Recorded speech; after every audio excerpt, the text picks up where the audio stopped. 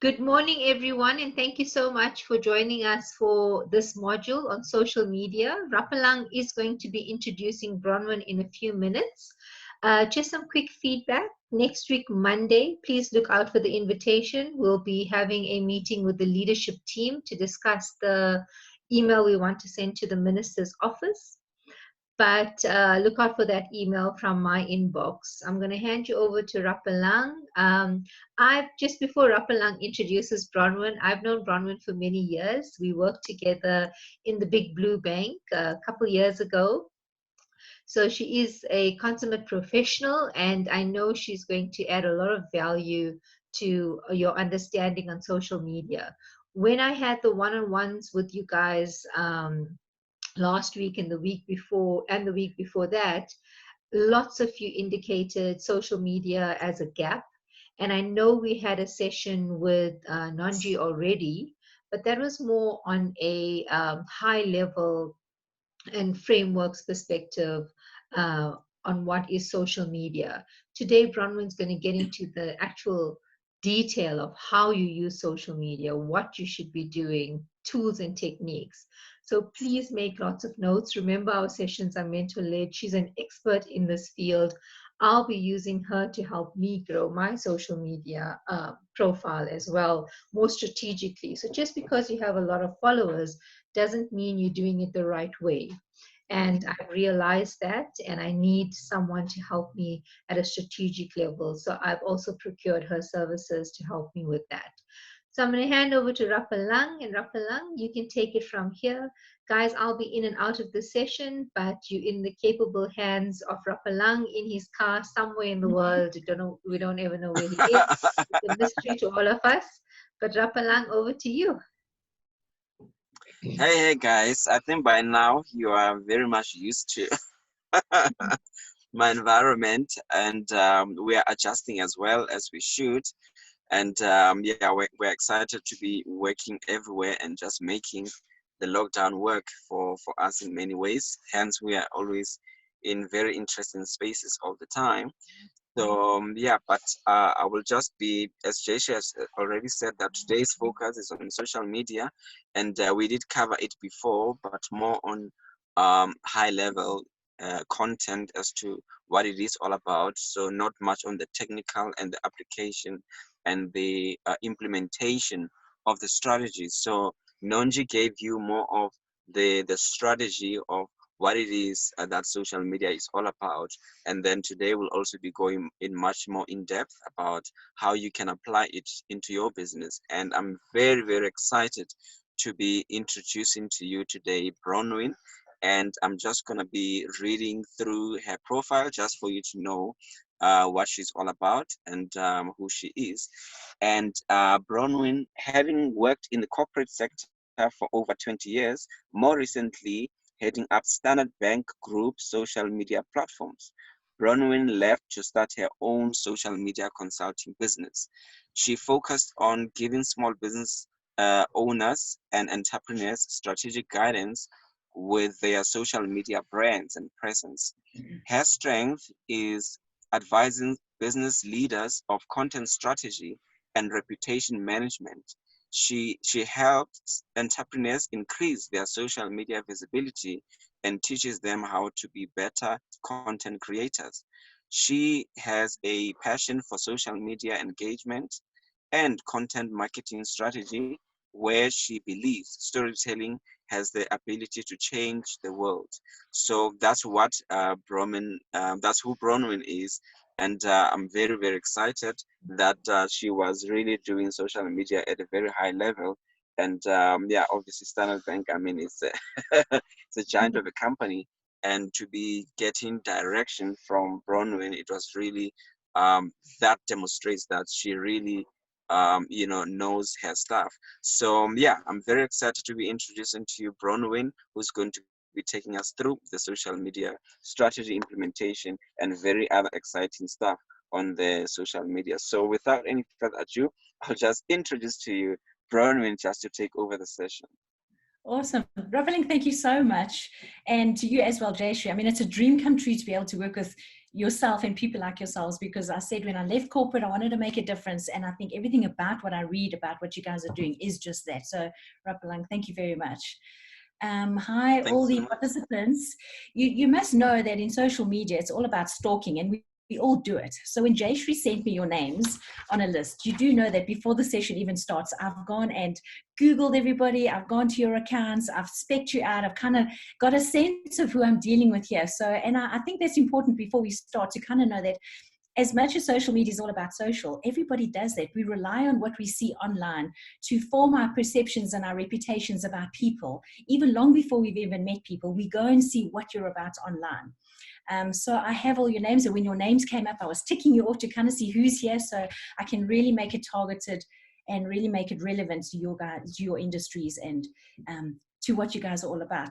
Okay, so should I just share my screen and we're gonna kick off?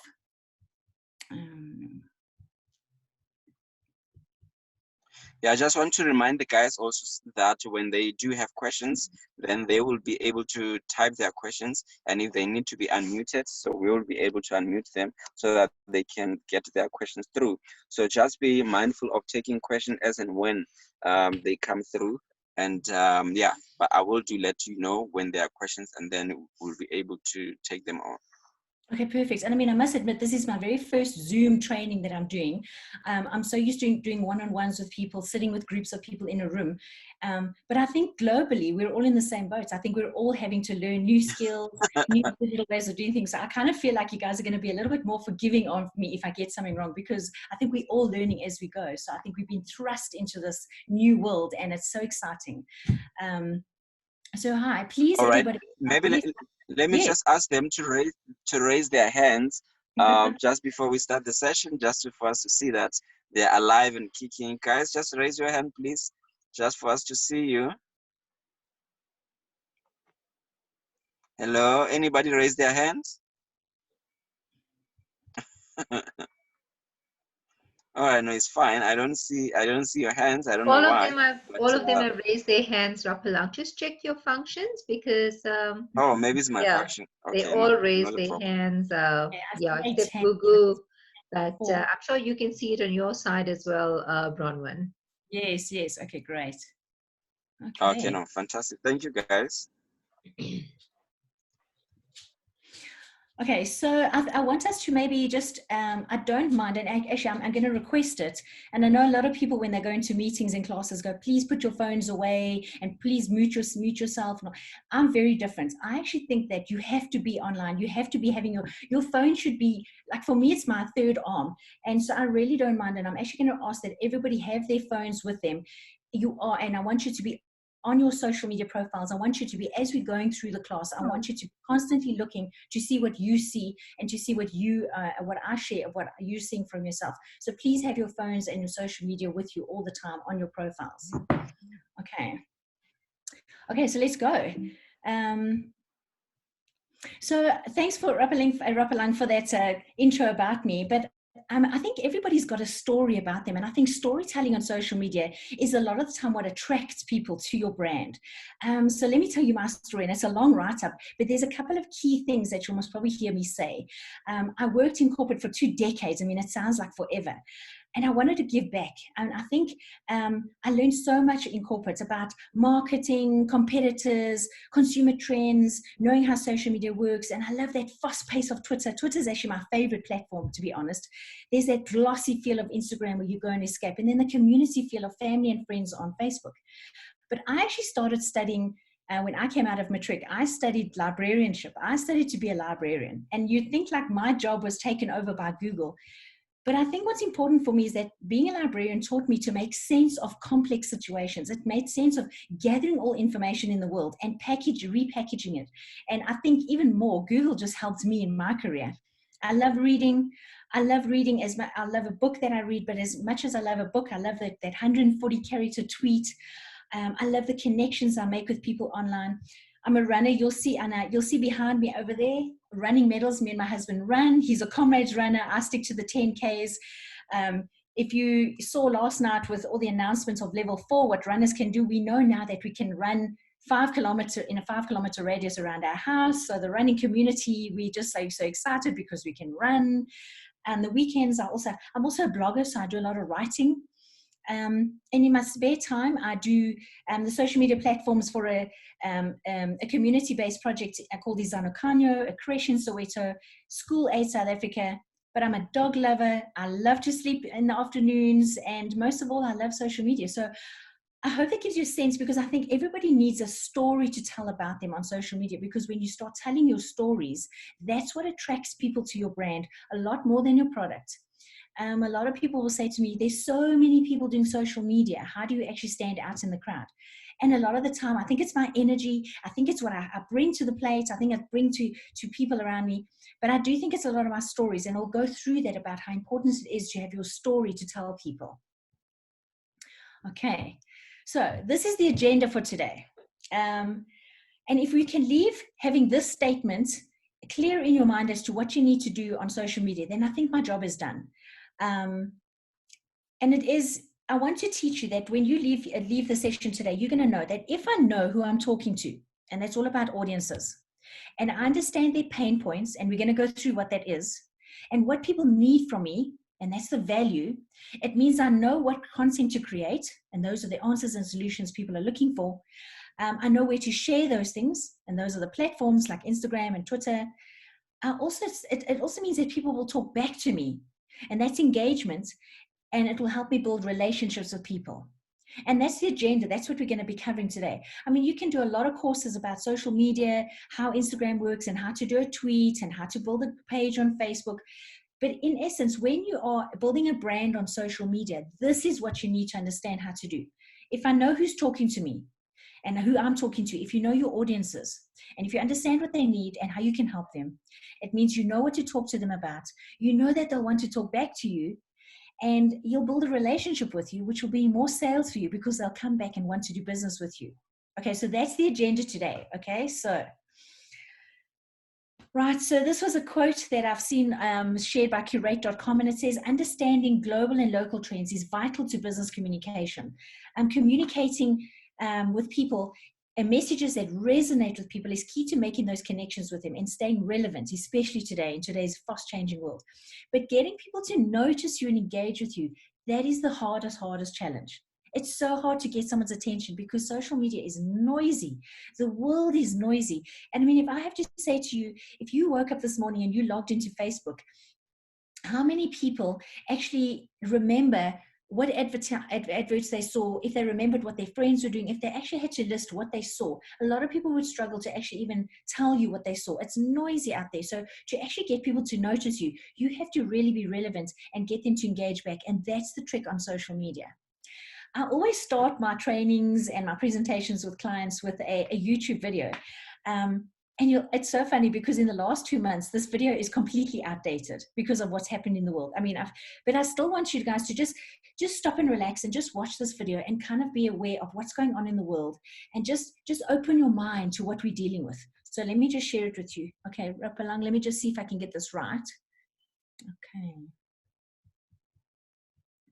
So if you're worried about the coronavirus, and if you're worried about your finances, please watch this video. There's something really important in here. Okay, just share it on the screen. Okay. You just need to put it on the share screen, just so that it Okay. is. And then I say share, and then I go there, and then I say share. Can you see, okay, are you in? Can you see this YouTube video? Okay, yeah, I can see YouTube now, yeah. Okay, so I want everyone to just clear your mind, just watch this video. And this is quite outdated. This was made already in 2018 for 2019, and 2019 going into 2020, the company that makes these videos have said that they haven't made one yet because there's just so many changes, but it's still relevant. And there's a couple of key things I want you guys to take out of it, and just take a watch.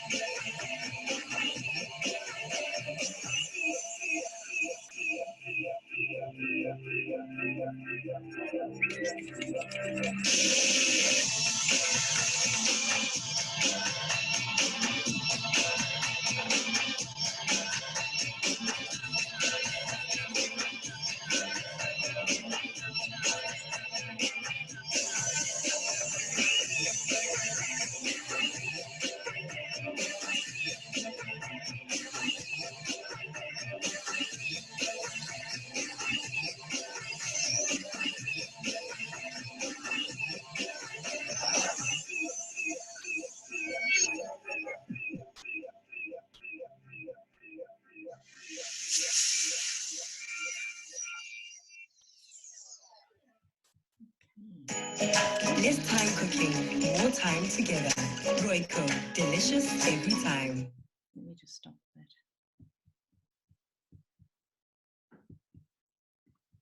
Thank you for joining us on Oops, sorry, I'm just Coffee trying and to stop Commerce. this.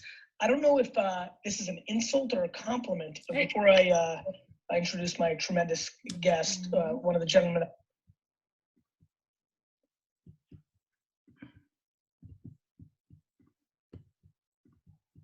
Okay.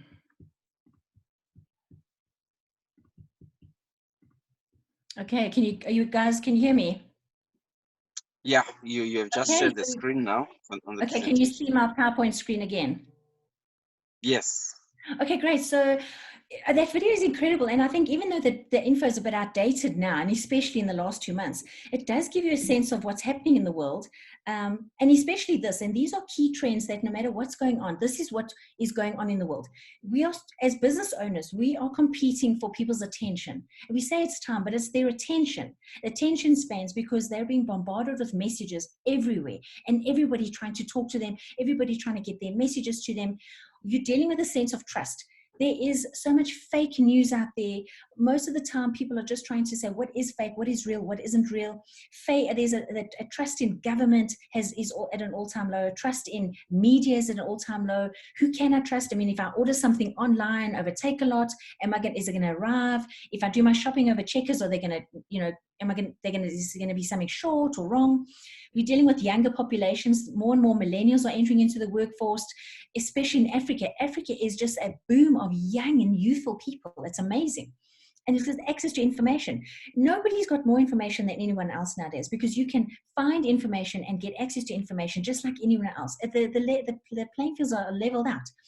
And then there's the rise of video, and we'll see that even more nowadays, where you've got remote working and people online. Video is going to be very key, and I'll actually show you as we go along when we get to the platforms just how key it is.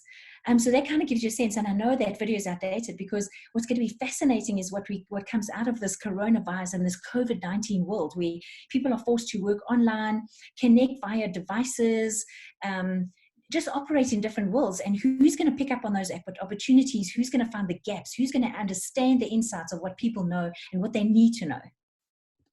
Okay, so it's history in the making, and it's happening fast. It's all about FaceTime and WhatsApp groups and devices. And I actually want to share with you some information that Facebook shared with us about 3 weeks ago. Okay, so coronavirus hits.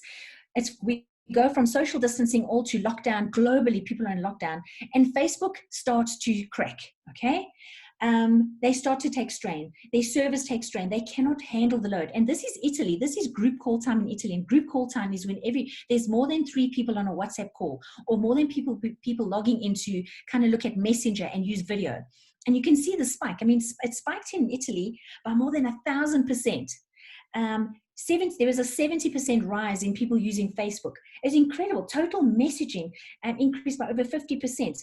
Group calls, video, people who started to log on to devices because they needed to connect with people. And that's the most important thing about social media.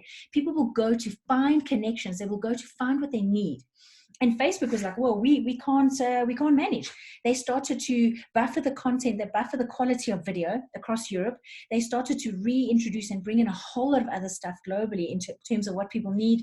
Live video has taken off, a lot more calling. Last week they introduced a competitor product to Zoom. I mean, these guys are on the ball, but they struggled just as much as everyone else because their whole workforce from Silicon Valley had been sent home. And they had to then all of a sudden be just like every other corporate and try and struggle with working as a team, but through video and through different devices in different ways. You'll often find when you're on a call or you're trying to use social media, it buffers a lot and you can't upload video and you're really struggling because the networks and the service providers are under strain globally. I mean, you'll find all the clouds like Amazon and Netflix and all these guys, there's just a strain on their businesses. And it's amazing and it's fascinating. And I think it's so great to know where people are going. I found this article also online this morning. Some research that shows that just some of the trends, and we are going to go into a lot more of the social media trends and what's happening. During lockdown, people can't be with their family and friends. You can't go out to a restaurant. You can't go visit your mom. You can't be with your family and friends. So a lot more people are using Facebook because this is where we connect with our family and friends and see what they're doing. Twitter and Instagram are down. I mean, if you think about it with Instagram is where you take pictures of your food, the scenery, places you go. And so Instagram has actually dropped because you're stuck at home all day. After 3 weeks or 5 weeks, you've taken pictures of what you need to. There's nothing more to take pictures of. And more people are listening to radio. I don't know about you guys, if you're watching TV more, you're listening to radio more, you're connecting more, you're online more. And it's important as a business when you're using social media to constantly be tweaking your content, to constantly be changing the way you do things, constantly be knowing the trends of where you'll find people and what they're doing. Because if you fall behind, there's always some other competitor who is going to be talking to your audience. So you need to be understanding what people are doing and where they are. And audiences is so important. Okay, so whatever I teach you today, and if you implement it tomorrow, is not going to see results by Monday. Social media is a marathon. You see, I always use like running kind of examples because it's my world and what I understand. And a marathon takes a long time. It takes many, many months of training. It takes hours of dedication. It takes the right food, you eat right, you look after your body, you do your physio, you build up your muscles. I think Conrad's training takes about 6 months of training before you're ready. It's not a sprint. It's not a park run. Okay, you can't get the same results that you do by just doing it quickly, and it just doesn't work the same way. So you need to start today and you need to put the work in because the rewards are amazing. But I just want to caution you to not give up. Don't be despondent because building relationships on social media takes time. And the more time you invest in it and the more effort you give in, the rewards are there. But it's not a marathon. I mean, it is a marathon, it's not a sprint. Okay, so I've kind of went, when we go onto social media, it's about having quality conversations with people. It's not about the number of followers that follow you. It's not a numbers game anymore. And I'll tell you about the strategies that have changed. The audience needs to be considered. Like, why must I follow you? What is it? What's in it for me, not you? You're selling a brand. Everything you say and do online speaks to what you promise. Be clear on your role, the social media that it plays in your strategy. And when I say that you're selling a brand, I looked at some of your profiles of what you were selling. Let's start with Paul. You say, we take care of customers building to maintain and keep a warm, welcome, friendly environment. I want to see that out of your brand. Peter, you were talking about we're a 100% Black-owned township-based company offering services and contracted in APAC. What did we say online? Bonolo, Black female-owned real estate firm. You're talking about driven by flexibility, innovation, tailor solutions for your clients. We've got here Danek Cabinets. We design and install custom-made carpentry. Everything you say and you sell as a brand, I want to see that on social media. And I'm going to show you ways of what you can do, of how you can do this. So if we look at our agenda today, let's start with audiences. If I know who I'm talking to and understand what they need from me, okay, so this is important. You always start with your audience. If I can give you one tip that you need to leave with this morning when it comes to social media, forget about the platforms, forget about everything else, But if you understand your audiences and understand who you're talking to, the rest falls into place. Always start with your audience. Always start with your customer and who's going to want to do business with you, because it matters about what they want to hear, what they want to talk about, which platforms they're on, how they do business. Understand your audience. Be crystal clear about your audience. And it works on social media as well. Right, so audiences. When you try to sell to everyone, you end up selling to nobody. When I say to people, okay, so who are you trying to target? And people say to me, I'm targeting small businesses. No, you can't target. It's just too broad. It's too, you can't target people that are just, when I say I'm targeting, just get my notes here, I'm targeting entrepreneurs. Yeah, but who? Because I'm an entrepreneur in social media and you're an entrepreneur in business, in building and property. We have vastly different problems that we're trying to solve. So just to say entrepreneur doesn't even cut it. Okay. You need to find your niche. You need to know what makes you different before you even look for your audiences. I've got here 3 different photographs of photography, just to give an example. I mean, you can say I'm a photographer, but when I say find your niche, you can see that some photographers take photography of food. Some photographers are wedding photographers. Some photographers are baby and toddler photographers. I mean, isn't that so cute? So, and it works the same with your audiences. When you're talking to people, if you say to me, I target photographers, I don't know which one of these 3 people you're actually talking to, because you need to know exactly what your audience is talking about and exactly how you connect with them. You could have said about me, I am a female entrepreneur. I live in Gauteng. I'm 45 years old. I know I've had to cover my grays this morning. It was terrible. Gosh, we're really struggling. And I could say, well, I need property. But that actually isn't enough to know exactly what I want to talk to you about online, because you don't know, you need to kind of understand everything about me so that when you talk to me, I know you get me. Okay. So you could have said this. You could have said my audience is a female entrepreneur. She lives in Gauteng. She's 45 years old. But this is who I am. I grow vegetables. I have a vegetable garden outside of my garden. I look after I've gone with my friends to look after dogs at a dog shelter. I love dogs, but I don't have children. It's important if you know to me, if you're going to be speaking about children, I don't have children. I love to go to concerts. I'm a runner. As you can see, I mentioned to you about running. Running is a big thing in my life. I have a dog. I love my little dog. She's 13 years old now. So if she barks and she wants to go out, I might have to just take her out. The cars I drive, I mean, the fact that I gave up my big fancy Jeep Wrangler when I left Center Bank because I wanted to focus on small, nippy neighborhood markets, and this is my car. I used to run a business selling running kits, and you can see me and my husband standing there like posing with the running kit we used to sell. But I am immensely proud of my country, and I am so patriotic to my country. And you'll see, you'll see the picture there of my window. If I show you there, that's the window. You can see my flag up while we're in lockdown.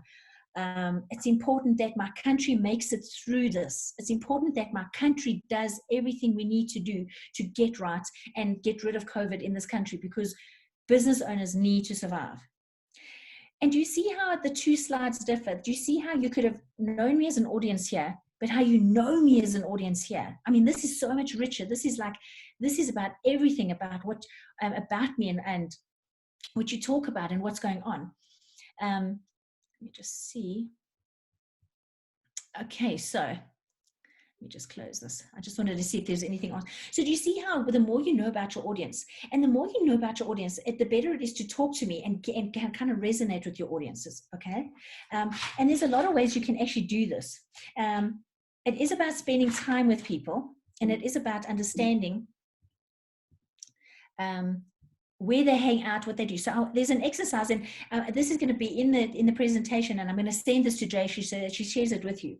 But you need to make a list of all the things you do, and you need to make a list of all the things you know, and all the things you can do, and all the things that people come to you for, and all the ways you help people, and all your strengths and passions.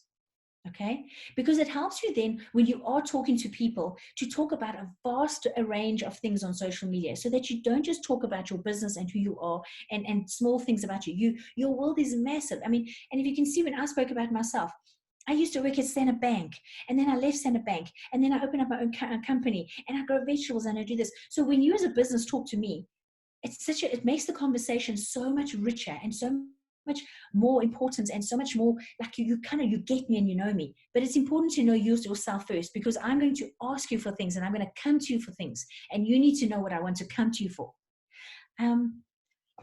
Also, as your business, what are you offering that no one else is offering? What are the key qualities and benefits that make your business unique? And what do you offer that makes how you act and how you feel? How do you stand out? If I have to look at some of your profiles, the cabinets, the Denny cabinets, where you design and manufacture and you sell custom-made cabinetry. What makes you different from other people? We Create, an architectural and interior design firm that defies convention. What does that mean? And what is this like bold sociological concepts? I want to see that in your work. Bonola, when we're talking about this multidisciplinary disciplines of real estate, our entrepreneurial approach is driven by flexibility, innovation, and our ability to tailor solutions for clients. Your brand differentiator here is your flexibility, your innovation, your ability to tailor solutions. And make a list of that. What does that mean for me? And, okay, so we talk about a pain point, and you guys might have heard about this before. And a pain point is a problem specific to me or your customer. It's what they're experiencing. For example, if I needed some real estate, if I needed a property for leasing and I needed to lease my property, I need someone to. I'll give you a really, really true and great example. We rent out a townhouse up the road from us. And yesterday we use a leasing agent, so we don't actually have any contact with the person leasing our townhouse. And yesterday we get an email from the body corporate of the townhouse complex complaining about the guy that's renting out our units, because now you can't go out in lockdown. He's been doing gym in the townhouse every morning, but he's doing it in early hours in the morning, and he's been skipping. And we got the top units, and the person below has been complaining that in early hours of the morning, he's been skipping. And I don't know if it's the sound and the noise and the complete sound that he's making, but we've had to kind of contact our leasing agent to kind of go, please, can you help it? But a pain point is where there's a problem that I'm experiencing and I need someone to help me deal that issue. We went to our leasing agents and said, please, can you contact this guy and say, if you're going to skip, please do it at a different time. There's people complaining. But a pain point is something that I need someone to deal and help me with. A pain point is also with a lot of my clients now struggling. I've got clients who were ready to emigrate. Okay, so they had resigned from their job. They had sold their houses, and now they're needing to leave South Africa, but they can't leave. They're in lockdown. Okay, so firstly, some of them can't sell their houses. Secondly, some of them have resigned and they don't have work. And they're coming to me. Their pain point is, what do I do now? Their pain point, and they've asked me to help them on social media to build up their LinkedIn profiles and to kind of help them on social media, because their pain point is, firstly, we can't get our houses sold. We can't get real estates coming in. Secondly, we can't actually find work because we've already resigned. We don't know what to do. If you understand their pain point, it's a lot easier to talk to people and understand what they're going through. And a lot of your customers will come to you to do business because of what you're offering. And so I hold this up. It's the printout that Jayshree sent me of all of your profiles and who you were. So understanding what they're going through is so important when you're dealing with social media and what you share on social media. And you need to ask yourself, what are my audience searching for online? What problems are they trying to solve? What queries can I answer? Am I creating and distributing content that adds value to them? Or am I just talking about myself? And what info will they feel worth sharing to their followers? And when we get into the social media platforms, I'm going to tell you how important it is to make sure you create content that people want to share, because that's what Facebook is looking for. And you need to be convincing your audience that you understand their issues. And what stories can you tell them that demonstrate that you understand their issues? Okay, so it feels like I've been talking. Is everybody on board? Do you guys have any questions before we go on? Do you guys understand what I'm talking about when I say audiences?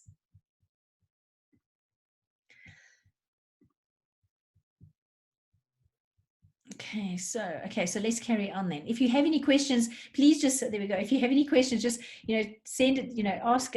Okay, thanks, Benola. You can see I used your example. I've got your profile here about your company. Very nice. So, and all you guys have got some really outstanding, some things that really stand out. Sorry. Okay, so let's carry on. So in terms of understanding your audience, you need to understand what they will stop and talk to you about. And it's never actually, funny enough, it's never about you. Okay. Okay, let's go. Okay, so this is an exercise, and this is going to be something that I want you guys to do as homework for yourself, after the session. Make a list of the questions you get asked over and over. What is your audience struggling with? What are they Googling? And what problems keep them up at night? I keep a little red book that I'll show you my red book. I travel everywhere with a little red book like this, okay, when I sit with people. And I will make a list of things that people ask me. And a lot of time people will ask me, Bron, how do I do Instagram stories? Bron, how do I actually share with my followers?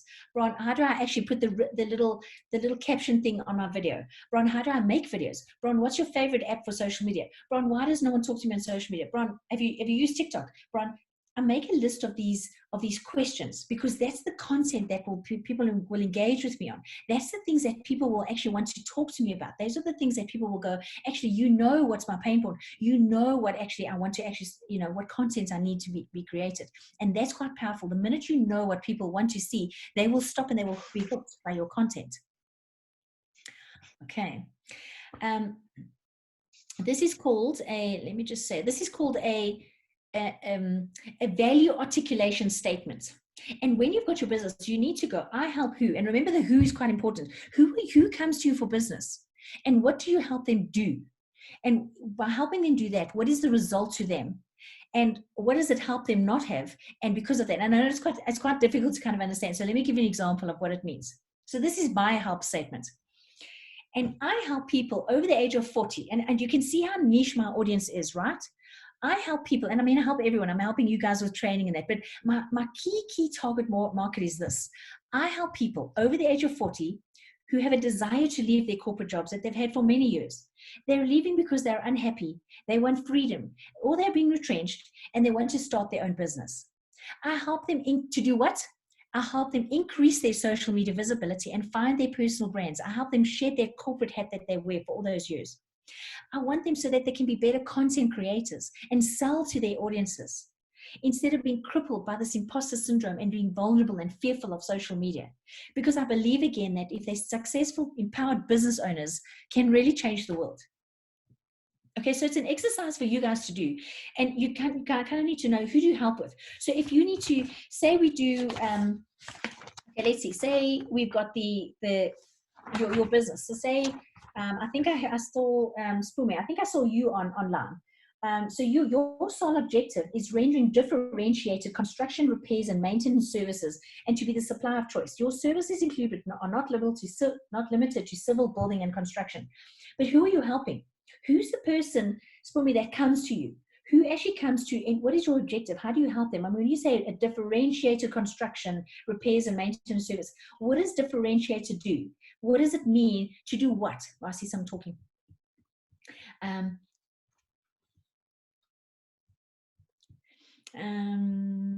Okay, so let me see. So I think once you know who you're talking to, and once you know, can everybody see my screen? Yeah, we can see it. Oh, okay. Share the screen. Okay, great. Okay, so let me just go through back here. Okay, so let me give you a real example, and I use myself as an example just so that you guys can see what I'm talking about. And remember, I said to you that my target audience is people that were me, that people that were in social media. So when I create content, I use the words that people are looking to see, and that's why I understand my audience. Okay, so here's an example. This post of mine on LinkedIn went a little bit viral. I mean, it's gotten over, I think it's 12,000 views, 400 kudos, people commenting, because I knew exactly who I was talking to. My audience is about people that are leaving corporate and need to have something different. So this is me going on, this is a LinkedIn post. My face looks identical, but I'm a different person in each of these photos. 18 months ago, I left the comfort of a regular salary. Do you see that I'm talking to that pain point? I'm talking to what people are looking to hear. of a regular salary and the familiarity of my organization, I called home to start my own business. It was the biggest risk. You see, I use hook words that I know that people are looking to hear, that I understand their pain, I understand their situation, for so many unknowns. Do you see how I'm talking, the words I'm using? I went looking for fulfillment and happiness. I was to find my purpose. So I could have said to people, like, my post could have been, hey, look at me, I'm a social media coach and you need to phone me. These are my numbers, come and do business with me. But that does nothing for my audiences. I need to resonate with my audiences online. I need to make them understand that I understand what they're dealing with. I understand their pain points. I understand what they're doing.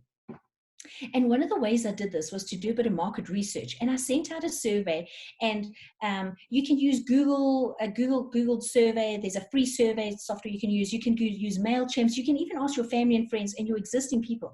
But when you ask people what they want, it's amazing what you hear back from them. And I used all their information to help me with my copy and help me with the stuff I share. And I even made a video. And I made this video based from the research I did. And I used every single word and all the sentences that they spoke to me. And I want to show you the video I made. Okay, so let me try this again. Bronwyn? Yes. Before you get to the video, sorry, it's Jaish again. Ah, yes. So I just want to share with the PROPreneur entrepreneurs, when I saw this post of Bronwyn's, I actually picked the phone up and called her. Was it this one? Yes, and that's when we started the conversation. So it's important to realize that I said it to you guys before as well. I mean, 70% of my business comes from LinkedIn, and it's as a direct result of posts or articles that I write.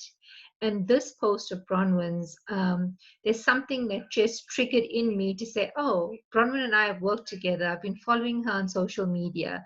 I think it's time for us to do something. But it resonated with me.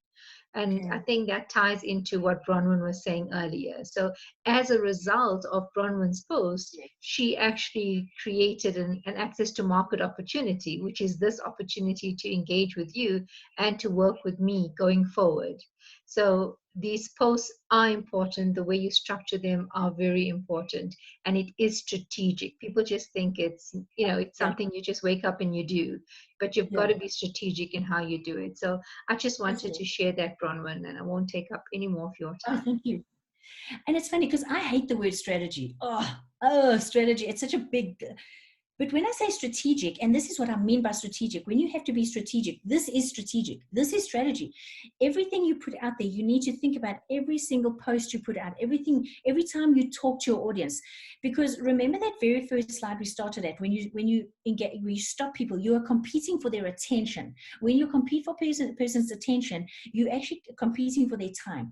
Do not waste people's time. Don't waste people's time by just putting stuff out on social media because you've ticked a box. Think it through, be strategic, understand what it means when you're talking to them. Okay, so this was this post I gave a lot of thought to, and I needed to understand, but I also made a video. So watch this video. Okay, let me try and get this right. I think okay, let me stop and do this. Hi, Bronwyn. Yes. Yeah, because we were going to take the break at 10, I would suggest that maybe you hold on to the video just so that when you come back and then the video is ready. So maybe we can do the break now for 10 minutes and then we will come back. I think it's 9:57 now, so we can come back at 10:07. Okay, well, the video ends my thing about audiences. So can I show the video as a little bit of food for thought? And then we can move on to the content. Okay, so let me do this then. Okay, not a problem. Okay, thank you. Okay, I'm sharing. Can everybody see my screen? Okay, can you see? You can see the screen. Okay, so here we go. This is a video I made, and it's the last one I'm talking about audience, to understand audiences. And I took all the insights from that survey I did with them, and I made a video of everything they were saying and how I could help them.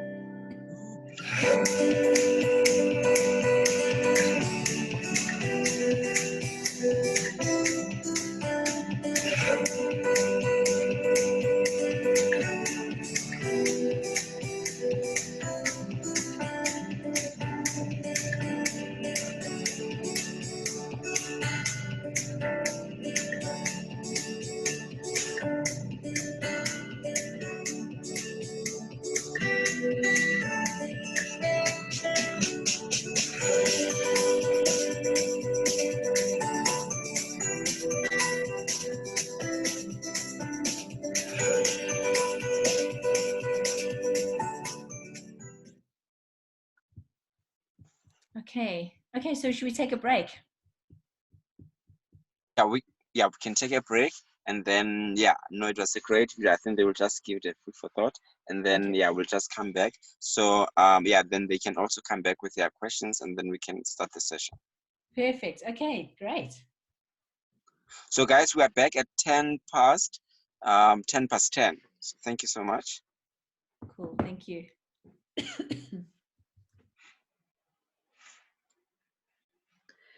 Bronwyn, I'm just going to give you a call, all right? Okay, thanks. I don't see any question yet, but I will let you know when there are already questions. Okay, that's fine. So before we actually move on to the next section, and I know I raced through that whole, I talk very quickly, so apologies for that, but I've got, I get so excited, I've got so much to share, so sometimes I'm like, ooh, stop. I want to know from everyone, what do you think about, are you clear on your audience? Do you know when you're talking to people on social media exactly who you need to be speaking to, not who you do speak to? Do you know, have you defined your audiences? What do you guys think? I don't mind if you, Rapalang, if we can unmute everybody and just have a quick discussion about it. Yeah, I can. Let me just unmute the guys just so that they can then control their mute. I'm just going to unmute all of you guys. Then you can unmute yourself when you are not going to be talking.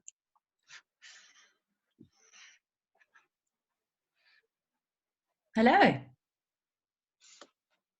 Unmute all. Okay, let me see if.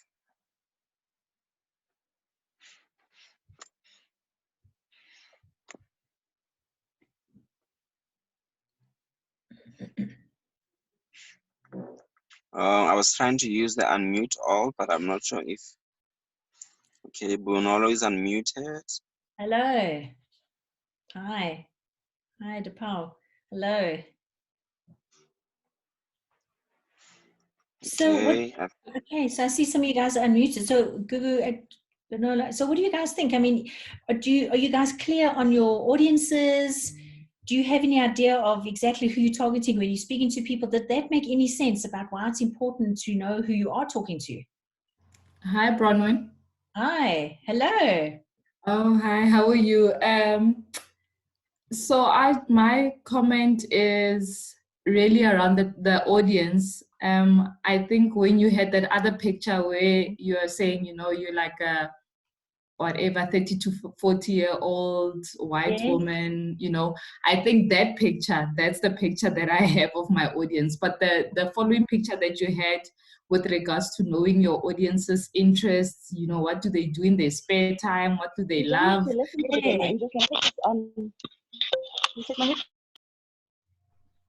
Hello, can you hear me? Yes. Do you see how much richer it is to have all that information about someone? And how So I definitely have the other picture where I don't have all of that information. That's where I'm at the moment. And I think we do that because we're so obsessed with, and I think we get taught this a lot in corporate as well, is in business, is about the demographics. You in that age group and you're that male, female, this age group, that, and it's the demographics that sometimes don't really make a difference to our lives, because we could connect on a completely different thing psychographically. The fact that I love my country, I'm sure all of you love South Africa. That's a connection point. The fact that I'm a business owner. Before I ran this business, I was selling running kits. We're entrepreneurs. We connect as entrepreneurs, all of us. Do you see how it's so important to have that sense of who you're talking to, because you speak a different language when you speak that kind of language to people? Yeah, definitely makes sense now. Okay. And in your company and in your business, just some background about you. I know you won that award at Standard Bank, and you've gone on to be so successful doing, the cabinetry there. So tell us about your audience. Who do you deal with? Who comes and who would you say is your ideal audience? So my ideal audience is definitely, I always summarize it in, new or renovating homeowners. That's currently my audience, and that's where I'm mostly established. But obviously via this program, I also want to grow my audience into corporates. And that's actually the sector that I haven't really broken at this stage, but that's where strategy-wise I'm hoping to go. Yeah, and it's funny. I can hear when you're talking. We still talk corporates, and Binola, I also see you sent a question here, from startups to large corporates. I mean, you can most probably find what keeps a startup up at night is going to be completely different to what keeps a large corporate person up at night. And you've got to be in that frame of mind. I mean, I'm thinking. I used to remember being at Standard Bank. And I know this is really, I mean, I'm just speaking from the heart and being really honest here. And when we had all those ATM bombings, and it used to be in the media. I used to leave at 5 o'clock in the afternoon and drive home and go to bed. And it didn't keep me awake at night because it wasn't my business. It might have kept some shabalala at night, and it might have kept like security, but it wasn't my business. I mean, I knew it was a big problem. But do you see how, when you are looking at what the issues are, what that pain point is, it wasn't my pain point because it wasn't my business. But if I'm a startup, and my geyser bursts and it floods the office and I can't get Wi-Fi and I can't operate, that's massive. That's a huge pain point. But it's very different in a large corporate. And when you understand a person's pain point and when you understand how you communicate with them, you really, really got to get down to that. But they people are very the same. You can get the startup, which is a 45-year-old woman who lives in Gauteng, who's a startup, and a 45-year-old woman who lives in Gauteng, which works in corporate. But we're very different people when you're looking at what our needs are. And that's why it's important to get that audience insight. Because you'll see now when we go into content, and that's the second part of what we're gonna look at, is about the content. And I'm just gonna remind you guys that this is in terms of our agenda. And this is what, if I know who I'm talking to, and that's the audiences, I understand what they need from me. And we've just covered that. Because if I understand my audience needs to know this, and this is what they need from me, now we're going to go on to the next part, which is, it means I know what content to create and what will hook them and what content to share on what platforms. And you can see from the example that I showed just before the break, I knew that my business owners, my corporates would be on LinkedIn. I knew that for a lot of them, they would be sitting very unhappy in their jobs. I knew for a lot of them, they want that freedom to be with their kids and not have to work 7 or to 12-hour shifts. And I knew they wanted to have that their values were clashing with corporates. And I knew that about them. So making a post like this was that I knew that one of their pain points was that fear. The fear to leave corporates is huge with a lot of people. It's fear. And that's a pain point. And when I speak to that fear, and for a lot of people in your business, cabinets and Danette cabinetry, maybe for them the fear is, what if I spend money and you don't get it right? Or what if I can't design something? And what if I can't? It's that kind of thing. I see, Gugu, you've raised your hand. Hi, yes, Brian. Okay, my company name is Konwani, and we do fencing. Social media is tricky for us in the sense that, okay, we do site establishment, we install like mesh tech fencing, which is the Clearview. So I'm speaking to corporates, companies, developers, just anybody who's doing new construction or renovations. The problem is my target market is usually older white male that I definitely have nothing in common with. So yeah, I am posting and stuff like that, but I'm just worried that my message is not reaching the right person. Like, I don't have anything in common with them. I don't play golf. I can't go to the golf course and do all of that stuff. So yeah, I'm posting stuff, but the reality is I don't know if somebody from Fortress or WBHO is even looking at social media, and they're not going to hire me based on a post.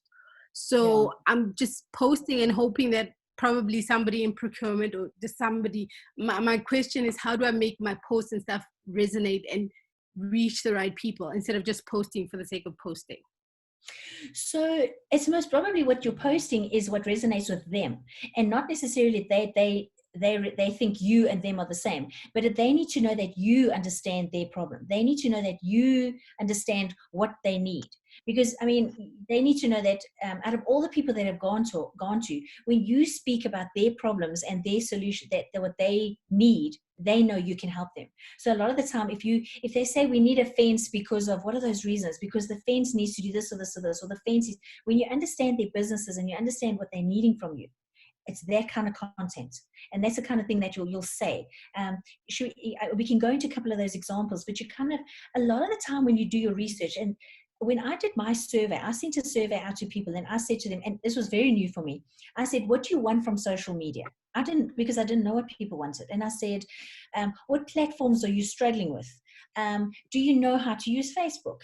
How do you know where your audience, and I was speaking like this, I was speaking the words that I knew, they were my words.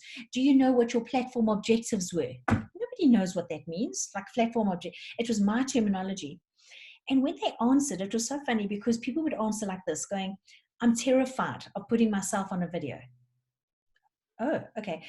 People were going, I'm scared of what my family and friends would think of me.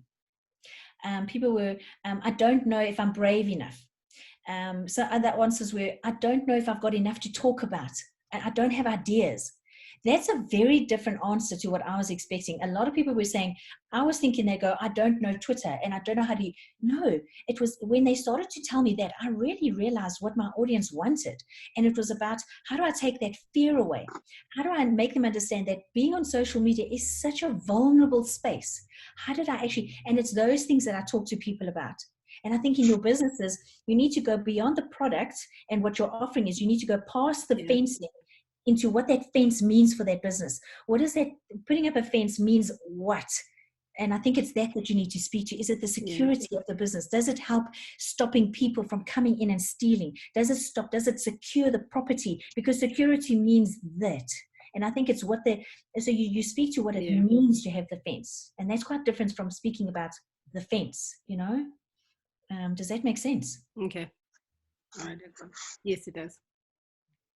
Thank you. Yeah, that's very helpful. Thank you. Okay. I think I see, so your hand was up. Is there any other question? Bonolo as well. Bonolo, yes. Hi, Bronwyn.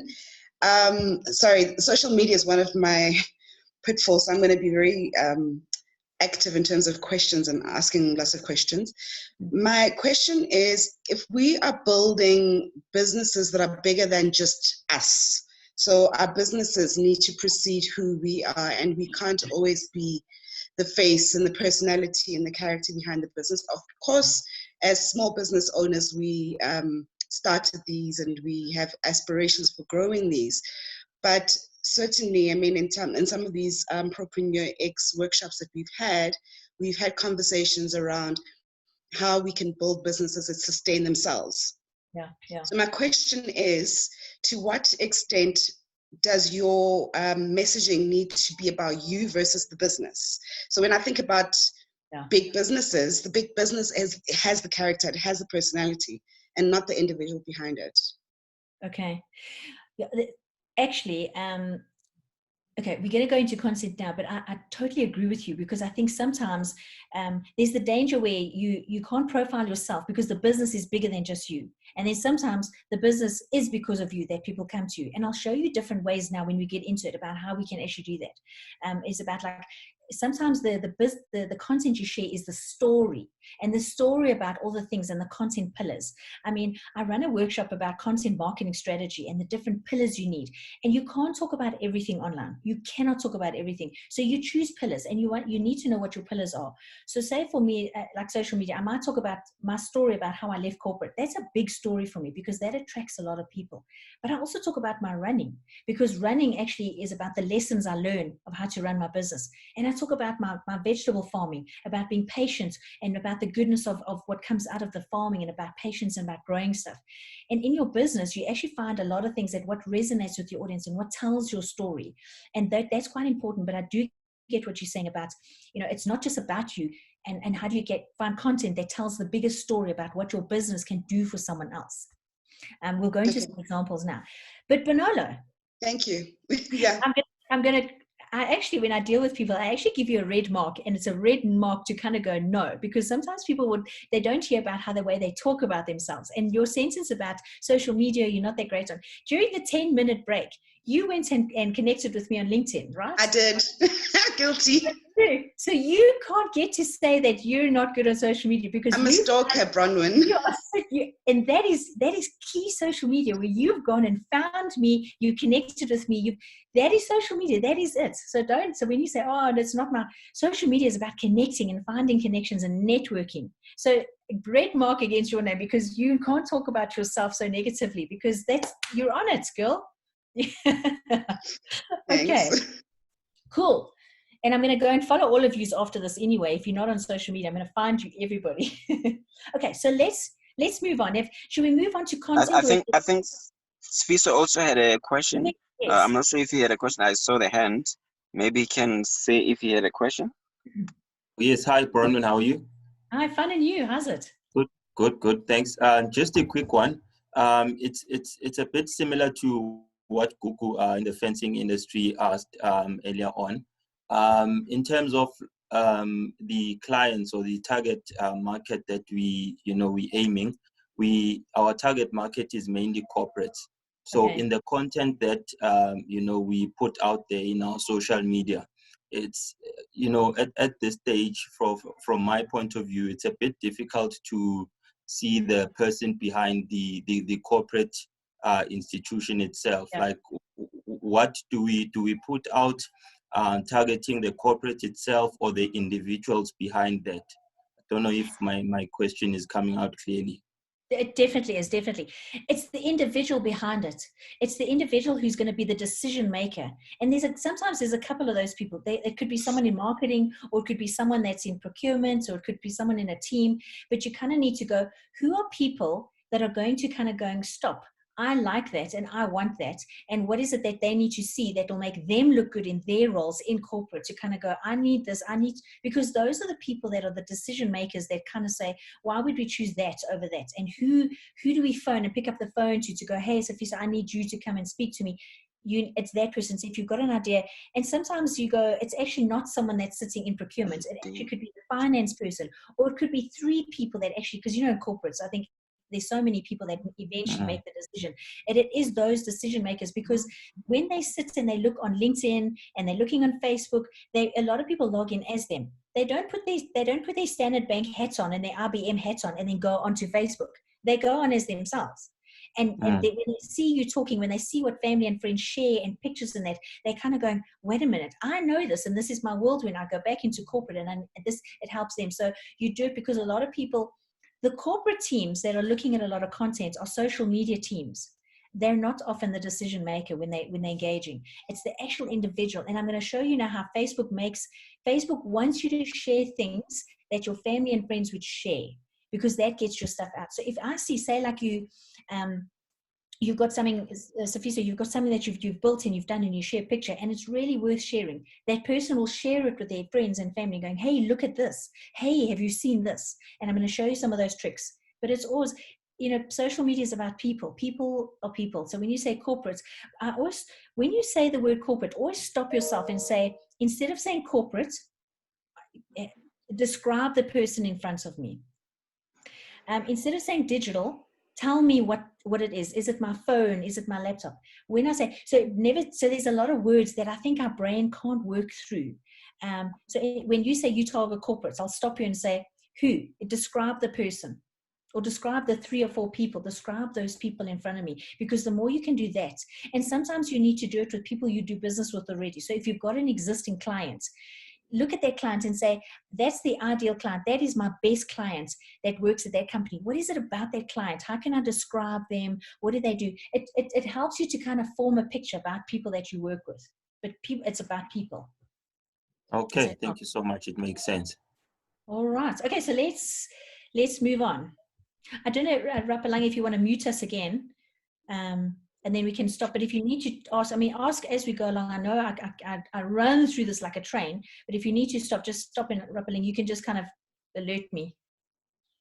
Yeah, no, I think they are muted. They are able to mute themselves. So they'll keep themselves muted. Okay, and cool. Then they can unmute as and when they want to ask questions. Okay, perfect. So we focused on audiences and we've looked at their pain points, because now that's who I'm talking to and about what. Because if you know what you're talking to them about, what now you need to know what to create. And this is now when we're looking at the answers and solutions that they're needing from you, because this is now when you start adding value to them. Because if you've got the answers to the questions that they keep asking you, remember I mentioned about this book that I carry around. If I've got the answers to those questions, that's the content that I'm going to start creating, because that's what people need to know. Because they can Google it, but the minute they know that I've got the answer, they're going to listen to me. Okay, so let's start going into that now. Okay, so I just need to, okay, we're there. There are 3 things you need to understand about social media, and we call it the know, like, trust factor. Before people trust you, they need to actually like your brand and like you, but they need to know who you are and what you're about. You can't get people from to buy from you and get them into trust before you've done the first 2 jobs of know and like. And when I know you means that I constantly tell you about my company. I constantly tell people. I mean, if you look at your social media in the last 6 months, how often have you told people about your journey? How often have you told people the behind the scenes? How often have you told people this is who we are? Because people need to get to know you. We think we do it once, and we think people just know who we are. And we forget to tell people that our story, because our story matters. So you have to do that know factor. People need to have to get to know you.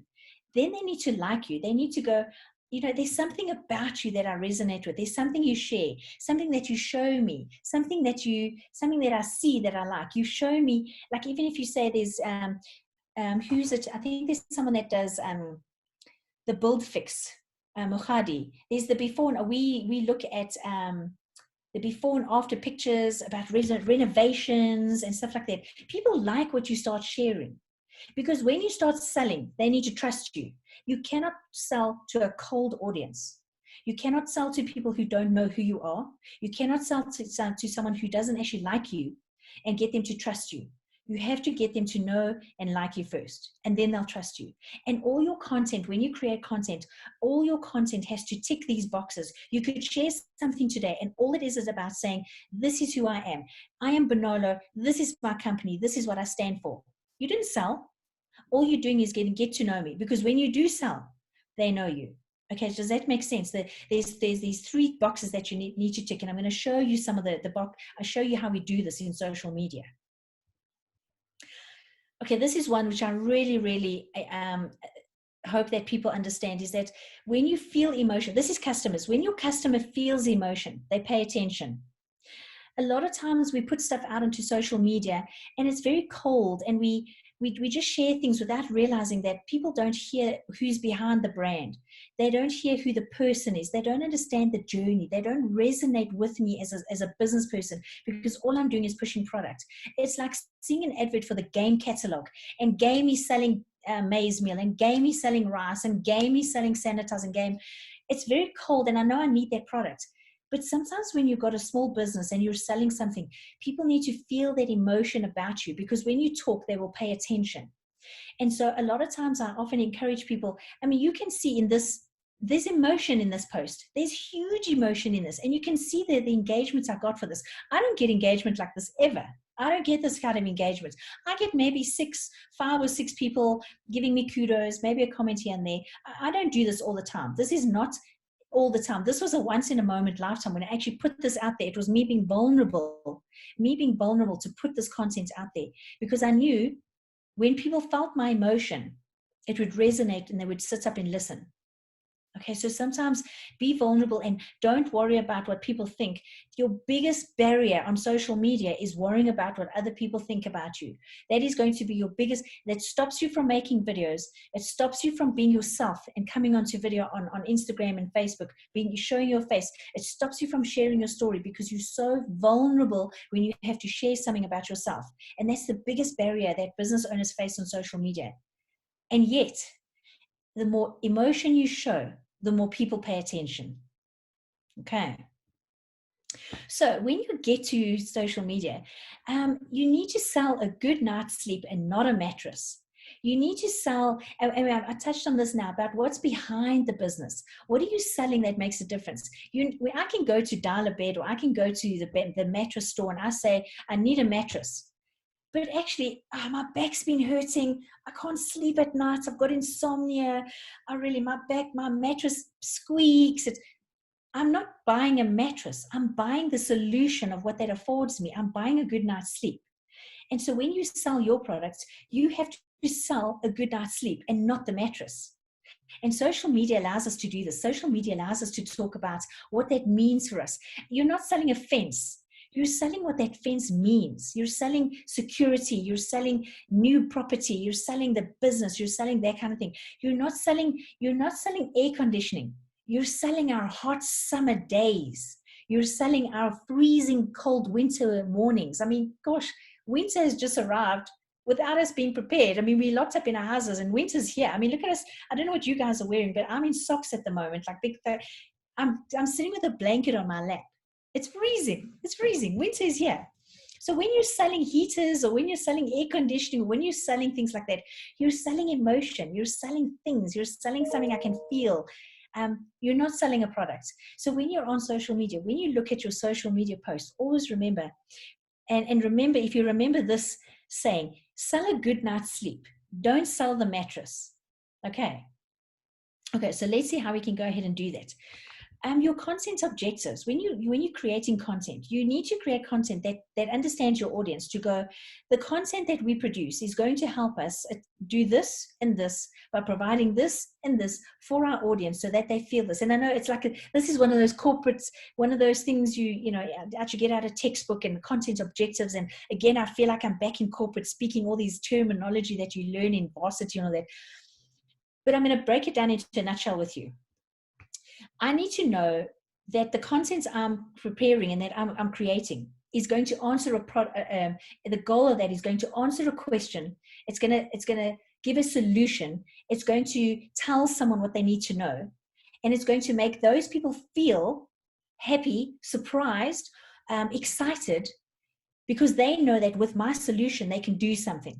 So let's look at the mattress. If you look at the mattress example, I'm going to produce an article that tells you to have a good night's sleep, your temperature in the room needs to be about 21 degrees for you to have a good night's sleep. When people read that, they know, because my content knows that I know what you need to have a good night's sleep. And I've given you the answer. The answer is 21 degrees in your room. And I could be wrong for those that have air conditioning businesses and property businesses. But I give you the solution, I give you the content, I give you the answer, and then you feel that you've answered my question. And now I know emotionally you get me. You understand that I can't sleep because my mattress hurts my back, the room is too hot, I don't have the right pillow. Okay, so the content must answer that. People don't buy what you do. We've seen all these statements by Simon Sinek. People don't buy what you do, they buy why you do it. So you need to train yourself every day to come up with content ideas. Again, I'll show you my little book. This is my little book. This is my content ideas book. And I write down a whole lot of things that people ask me. But you also need to come up with all those FAQs. Think about what people are needing to know about your business. What do they Google?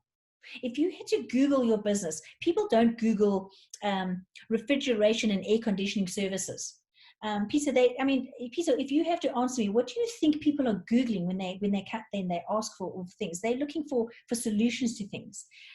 You need to write down these ideas all day long. You think of the stories when you're going and you're dealing with a business. Say you deal in your cabinetry and you go into someone's kitchen and you look at their kitchen and you can see that they need space up there and they need space down here and they need big cabinets. They need places for their pots and their pans and all day you're just seeing things. And this is what content is. Content is like that word strategy, digital, There's words mean nothing, but until you actually know what you're talking about. So when I say think of content, think of things, think of stories to tell. Think of when you go home at night and you're sitting with your family and you go, I saw a client today and they told me that when they were driving to work, they saw this and this and this. All content is about stories. It's about lessons. It's about ideas. It's about things you want to know. Storytelling. We're from Africa. Out of everybody, we know about storytelling. We know how to tell stories. And that's great content. It's about what you see and about what you observe and what you listen. Because once you listen to someone talking to you, the insight comes and then you know what they need to know. Then you actually know. Sometimes when people ask you for things, you kind of get behind the question is the content of what they're actually looking for. I studied library science. I say library science because it sounds so fancy, but I studied to be a librarian. And where there was something that we learned to, when people used to come into the library, and we used to call it the reference interview. And the reference interview was when someone came into the library, they would go, I'm looking for books on crime stories. And then you go, okay. And then you'd probe them to kind of go, what kind of stories? Are you looking for stories about police? Are you looking for stories about, this and that? What's it? A lot of time people have an idea of what they want, but they don't know how to tell it to you. And you need to kind of extract that info. You'd get people doing projects and they would come in going, hi, can you tell me where the books on Egypt are? And you'd go, okay, so tell me more. What are you looking for? They'd either go, well, we're actually traveling and we want to go and we want to see maps of where we can find hotels. That's very different to someone saying that they need to know about Egypt. It's about finding hotels in Egypt. Or they go, oh, I've got a school project and we need to learn about the pyramids. That's very different when they look for that information. So when you're listening to people, a lot of time they don't sometimes know how to tell you what the issue is. You've got to listen to them, ask for their stories, get to know them, listen to what they're saying. And then you say, well, because you told me that, I actually know what content to come up with. Okay. I kind of listen to everyone, I look on social media, I can see what people are saying. A lot of our target market are mothers, stay-at-home moms, and a lot of their times they're struggling with time. A lot of moms are struggling now with doing homework with their kids. They've got to do homework with their kids. They've got to cook supper. They've got to clean the house. They've got to do grocery shopping. There's just so much they've got to do.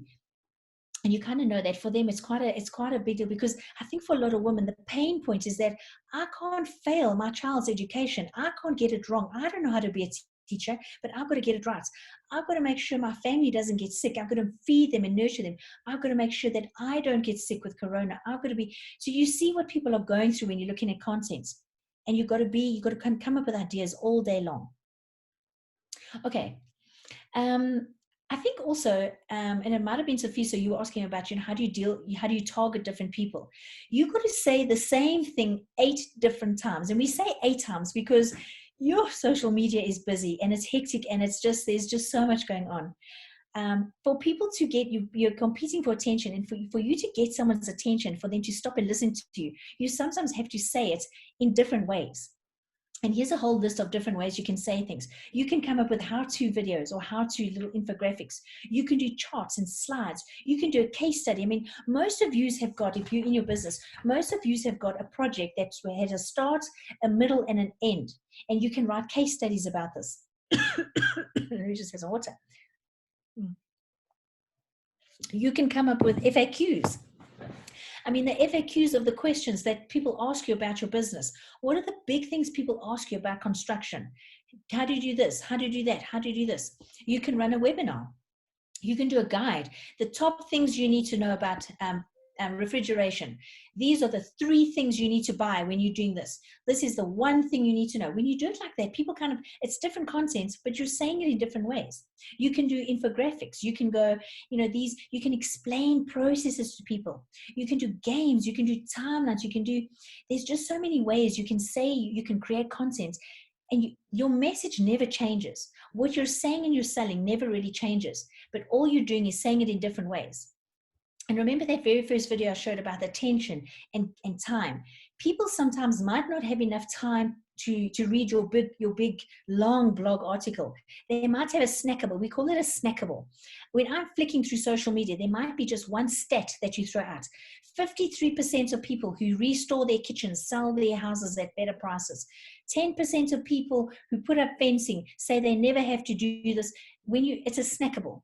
So there's different ways you say the same thing. Then you could write an ebook on how fencing in South Africa has changed over the time, and you say the same message, the same content in different formats. And here's a whole list of different formats which you can use. I mean, I don't know about you guys. Are you using different formats when you say things? When you go onto social media, do you post pictures? Are you using text? Typically, how do you actually develop your content? Does anyone want to share with me how they do that?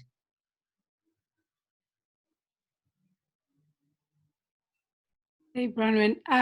What we do is we just post pictures of projects that we've done, progress if possible, completed projects. It's just that sometimes when things are quiet, like now, you're like, okay, what am I going to put up? What am I going to do? I know I need to stay relevant. I know that I need to be present, but you're like, I can't keep posting the same stuff. So what do I do now? And remember, I said to you, I hate buzzwords, because sometimes I break, because I'm a librarian, as I said, I like to take words and break them up. And when you say I need to stay relevant, do you know what staying relevant means? And do you need to use top of mind? Do you know what that means? Because I think sometimes it helps you when you write things down and you say, what does it mean? What does it mean to be relevant? And remember our audience, what would be relevant to them? What would be staying relevant mean to them? And that sometimes helps you to kind of know what content to share. And sometimes you've shared something 6 months ago. Share it again and again and again. You don't have to worry about sharing things over and over, because you get bored of your content a lot quicker than other people do. And here's another way about, you can say the same thing in 8 different ways. So this was about the content type. This is an ebook, and this is a giveaway. This is a question and answer. But these are different ways. And a lot of these ways encourage engagement with your audiences. And when you say relevance sometimes just means that, hey, we're in this together. You're in lockdown, so am I. We're going through this. We're all worried about the same things. You know, your audience is also worried about the survival of their business. You're worried about survival of your business, but so are they. You see how you connect. You know, we were talking about, you know, a lot of was it you who said your audience is these old white male guys out there, and that you don't resonate, you know, with them. But I can tell you now, as a business owner, you both resonate with the statement that I need to survive and I need to get through COVID alive, right? Yeah. You don't need to, you guys have that same concern and that same fear about, am I going to survive this? Will my business, cash flow, businesses, clients who don't pay, getting new businesses, growing my business. You guys, he's this white Afrikaans, a white man. I'm just thinking about my dad now. He's a building guy.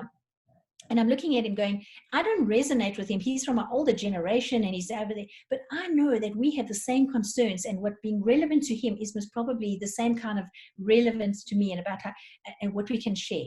So sometimes it is just about talking about what you know those pain points are. And yeah, you can post a tutorial about how the top 3 ways that you're staying relevant in your business. And he could learn from you. You could share a quote. Share a joke. Jokes in South Africa is what keeps this country together. We find humor in everything. And there's a way of subtly using humor in your own business that people, remember that know, like, trust factor. This is the like factor. When people go, you're actually quite funny. You guys know how to laugh. Nando's does that so well.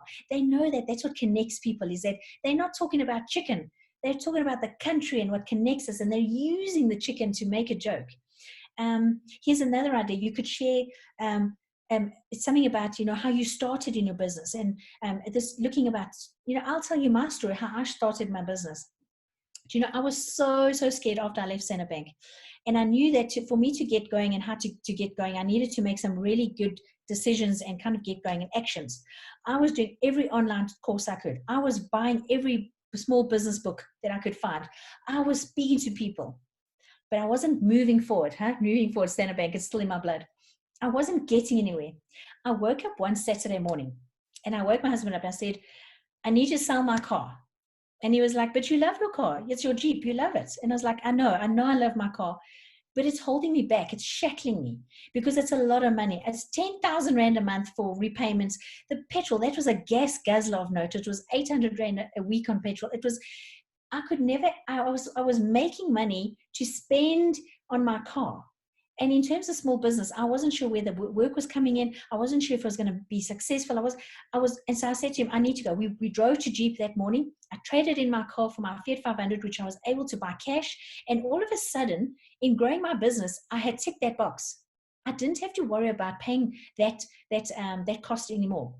And in terms of, so in a way, I kind of go, there's so many lessons I can teach people. When I deal with startups, I kind of say to startups, stop spinning and trying and reading and going and in doing all this. You've got to act, and you've got to start sometimes going, what is that thing I'm going to do? I'm going to act.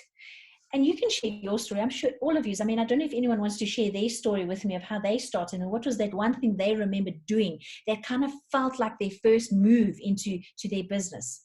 Does anyone remember that? Does anyone remember that first move they made that suddenly felt like now they were in business? Does anyone want to share their story?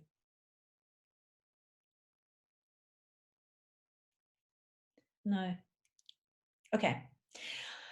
So, right. So there's all these the different ways you can say things, and you can share a quick tip, and you can host a poll, and you can ask questions. And the more you engage with people, the more people get to know you, and they get to know about you, and they get to know your products and the behind the scenes. So by the time you do post something that says you buy my product, a lot of people are then that you've taken them on a journey with you, and it's easier for them to kind of buy your things. I put out this just last week, and it was a couple of ideas for some of the industries out there for social media. A lot of small businesses are, with COVID-19 stuck. They can't do business. They can't sell homes and have show days. Pet shops are closed. Photographers can't take beautiful pictures of families and newborns. You've got restaurants who have closed. I've got a lot of clients I've lost quite a few clients because they've had to close their restaurants and they can't open again. So you were talking about relevance and how you can talk to people still in this moment. And sometimes it is just about sharing content that just engages them and just kind of inspires them, educates them, kind of gives them something more. So that these are some of the ideas that I shared with on my social media. And you can see there, for the financial services guys, help me, give me ideas on how to save money during lockdown. Give me tips. Show me how, teach me how to use the stock market for beginners. Maybe I'm sitting at home, I've got extra time. Teach me how stock market for beginners. For the pet shop owner and the parlor, interview the local vets. I mean, a lot of us have got vets and pets. What if my dog gets sick while I'm in lockdown? Share with me some of those tips and hints. Run a fun competition. We're at home with our dogs and our cats and our pets more than ever now. And there's so many funny little moments. Get people to share that with you. Clothing. Maybe people are cleaning out their cupboards and we're going from one season to the next. And so you can get, for the clothing industry, if you're a shop, show people how they can actually clean out their cupboards and do the Maria Kondo and clean out and, fix your shoes and sew your handbags. And it's all about the moments that people are at home and they can share with you. For restaurants, I don't know if anyone follows some of the chefs that are on Instagram, and they're doing I think it's David Higgs, and he's showing how to make meals every day. He's showing from his restaurant in Marble. He's actually showing people now how to make dishes. I mean, I watched the other day of how to make an omelet. I mean, you'd think everybody knows how to make an omelet. It was fascinating to see how a well-known chef actually makes it. At the behind the scenes, people love behind the scenes. I mean, and I'm going to be totally honest about it, I love watching the Kardashians. And I think there's something about getting a glimpse into someone's life, getting a glimpse into behind the scenes of how they do things and those family arguments and what they do and how they do things. And it's so fascinating. Every day, me and my husband, we stop for lunch at 12 or 1 o'clock. He's working downstairs and I'm working in my office. And we just know at 12:30, we close our laptops, we go downstairs and we have lunch. And we put the TV on and we have our lunch watching a program it's on channel 121 on DSTV, called Outback Truckers. I'm married to an engineer, and I met him when I used to work at Anglo American. So everything about mining and engineering, this is his world. And we watched this program called Outback Truckers. They are truckers. And they are driving their trucks across Australia and New Zealand. That's all it is. And you think, who the hell would watch that? It's one of his favorite TV programs. He loves it. And it shows them transporting houses and transporting bricks. And you guys are in the property industry and constructions. I mean, I'm looking at you for me. I mean, it's about civil building construction. You'll be surprised what people want to know and what fascinates them about industries and what they want to see. The behind the scenes stuff is just wonderful. And I mean, especially for him, he likes to see them. And it's that where people, they've got a problem and how they solve their problem and how they get to their destination. Another program you watch on TV is Border Security. It's the airport. It's the airport. But when you watch people with their bags coming through border security in Australia, and when people open their bags and they find contraband, and how people are trying to sneak in drugs and sneak in cigarettes and sneak stuff, and then they act innocent and then they get questioned, and it's fascinating. People love the behind the scenes. You think your industry is to you so boring and who would want to know about me? People want to know that, and you can make content based on that. Photography. I logged into a tutorial. It was also a webinar, like a masterclass like this on Saturday. It's a woman that teaches photography, and she was teaching people about how to take photographs. I mean, social media, about content. This is your friend. This is in your hand all the time. The photographs you take and the people you connect to, this is social media, what it's about. And the best thing you can do for your business is learn how to take great photographs. So I signed up with her on Saturday, and she was teaching people how to take photographs, the best apps you can use, how to zoom, how to use it. But you'll be surprised in your business when you think you're selling something, you think you're selling a product, but a lot of the time what you're selling is an experience, and you're selling something about you. I mean, I don't know if anyone wants to share, I mean, in your business, I mean, the construction and the civils. I mean, is there anything about there that you think people would be really interested in? Can anyone think of anything that they think, I mean, behind the scenes? If I had to follow any of one of you for the day, if I have to follow you, Bonola, for the day, what would I see? What would you do? What would your typical day look like? A lot of driving. You see? A lot of driving, a lot of meetings, a lot of building viewings, inspections, that sort of thing. So it's meeting with various clients, various people, from people that are business owners or people that are working in buildings. So yeah. And the buildings, what do they look like? What kind of buildings? Are these like office buildings or? Office buildings, retail centers, industrial warehouses. It's a mixed bag. It really is a mixed bag. You know, you could actually take people on that journey. You can get in the car and you can say, right, we're on our way to see so-and-so. Maybe you can't give client detail around. I mean, I know there's client confidentiality, but sometimes you go, right, get in with me, get in the car, let's go. And you take them on a journey with you. And every day, once a week, once a month, let me show you what I'm seeing. People love to see that kind of stuff. I mean, it's fascinating. To you, it's like just an everyday. But for them, it's to, you know, even if you have to show them what it entails, and if you have to put in air conditioning and you have to build an office furniture, and you can show people that the office furniture's arrived, come on with me. I think that's great content. And a lot of the time, what you're selling on social is you and is your business, and your business is. And when you're talking about, who was it talking about their innovation? Someone had that about, yeah, here we go. Oh, it was you, Bonola. You were talking about flexibility and innovation and our ability to tailor solutions suitable for clients. Show me that. When you say innovation, I want to see that kind of stuff. I want to see, when you say flexibility, you're going to show me examples. Social media is all about social proof. Show me, take me on a journey. Who else? I mean, Google. I mean, I don't know if you, Google, if you want to share about what's your day. Google, what would your typical day look like? Google. Yes. Okay. Yeah. Usually I'm home, probably quoting and trying to get clients. It's only when we have work that I go on site, inspect, see what's happening, get in touch with suppliers to get fencing and stuff, and then go and do an installation. I think what's nice and fun is when you're going to the installation, you're taking the pictures or whatever, but every other mundane stuff is like, You see, you say mundane. I think it's fascinating, because maybe you teach me what it means to the installation. Maybe you take photographs to kind of go, what does installation entail? How easy? What are the things you need to think of? You know, I hang on that word about quoting. You know, you say you're sitting and you're doing a lot of quotes and stuff like that. Do you know how many business owners don't know how to do quotes? How many business owners you could teach on how to do quotes? Because as a company, you know what it means to get business. You know about quotes. I tweeted one day that I sit all day writing proposals. I sit all day writing proposals and I'm drained. And a friend of mine saw that tweet and he phoned me. And he said, hey, Bronwyn, it's Colin here. And his business, he helps call center agents and salespeople to do sales. And he said to me, proposals shouldn't take you all day. You're not doing it right. You need to be more efficient.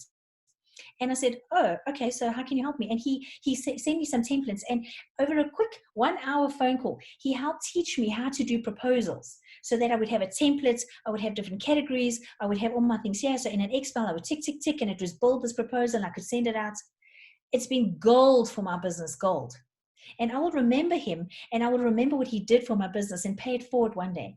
And as a business, all I can do is help and teach other people, because you run your business, Gugu, but as a business owner, there's so much you can teach people in terms of how you run your business that profiles your business. And you know, I'll share those templates with you definitely, because it helped me, because I would be sitting and I would recreate it every time I would start a new project. And I don't have time.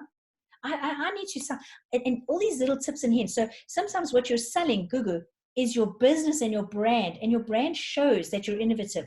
Your brand shows that you're effective. Your brand shows that you're efficient, because you've shared with me a little snippet into your day. And as a business, I want to know that I can do work with you for my fence, because I know you've got good, sound business practices. Do you see how that works? Where your content, sometimes you don't think anyone cares, but know, like, trust. I trust you now, because I've seen, you've told me what your day is. I've seen something you do, and I realize that I trust you as a business, because what you shared with me is really gold. I know you guys are shit hot, because you, and I can't swear on here, right? I know what you can.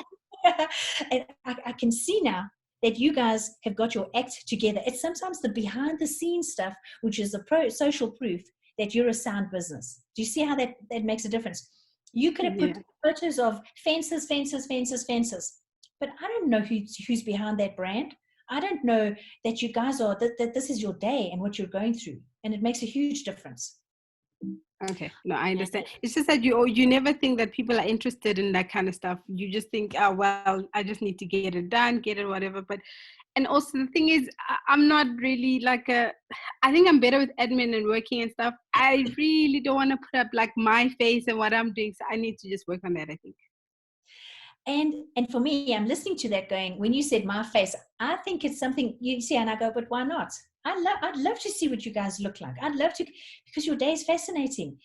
And I don't know why we give admin such a bad rap.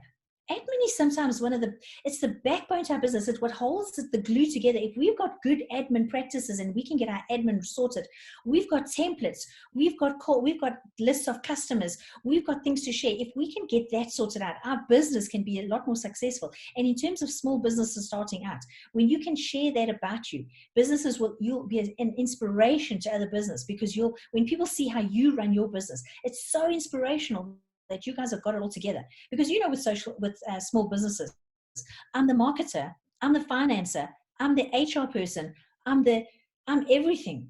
And the more I can get to help you, the more I'll remember you. And when lockdown ends and I need to spend money on a business and get a fence up, I'm going to come to you, because I know you now.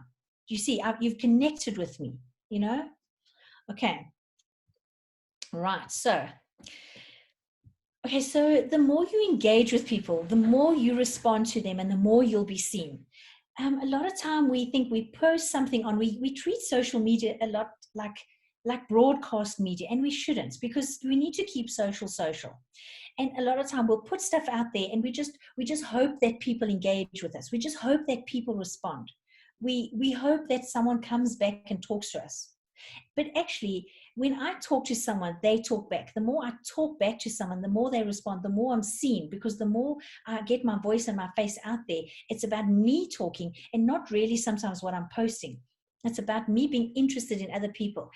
And a lot of time I say to clients, how often have you gone to someone else's page and engaged on what they put out? So if you're a fence company, you put your pictures on your gallery of your fences and installation of fences, and then you press click and you post and you sit back. But how often did you go to your client's website and go and see what they're talking about and go and engage with them and go, well done, well done, Brian. I saw what you did there and you're doing this. Hey, Jayshree, I saw you on Google's show yesterday. That's amazing. That's fascinating. I watched it and I'm really proud of you. That was great. How often do you go to Peter's sites and go, hey, I saw you did this with your construction. How often are you the one that engages with other people? Because all you're doing is you're getting your brand out there. And the more you engage, the more people respond to you, the more you respond to them, and the more you see them. Okay, so let me show you a couple of ways. So we've moved on now to platforms. And I think a lot of time when people start their social media, I don't know, is it already, I see it's already 11 o'clock, so I don't know if we should have a Rapalang, we should have another quick break. We've been speaking for an hour. Should we have another break? Oh, yeah. Platform? I know, but before we go, I just wanted to say this. When we start our businesses, we always jump straight into social media. We jump without thinking. We choose the platform and we get on there and we build our social media, and then we wait and we sit around. But you see, as we've gone through this process, how you actually need to start with the audience. You need to start with what they want to talk about. And only now do we start on social media. I could have started with the beginning and spoken about Facebook and Instagram, but that's not important.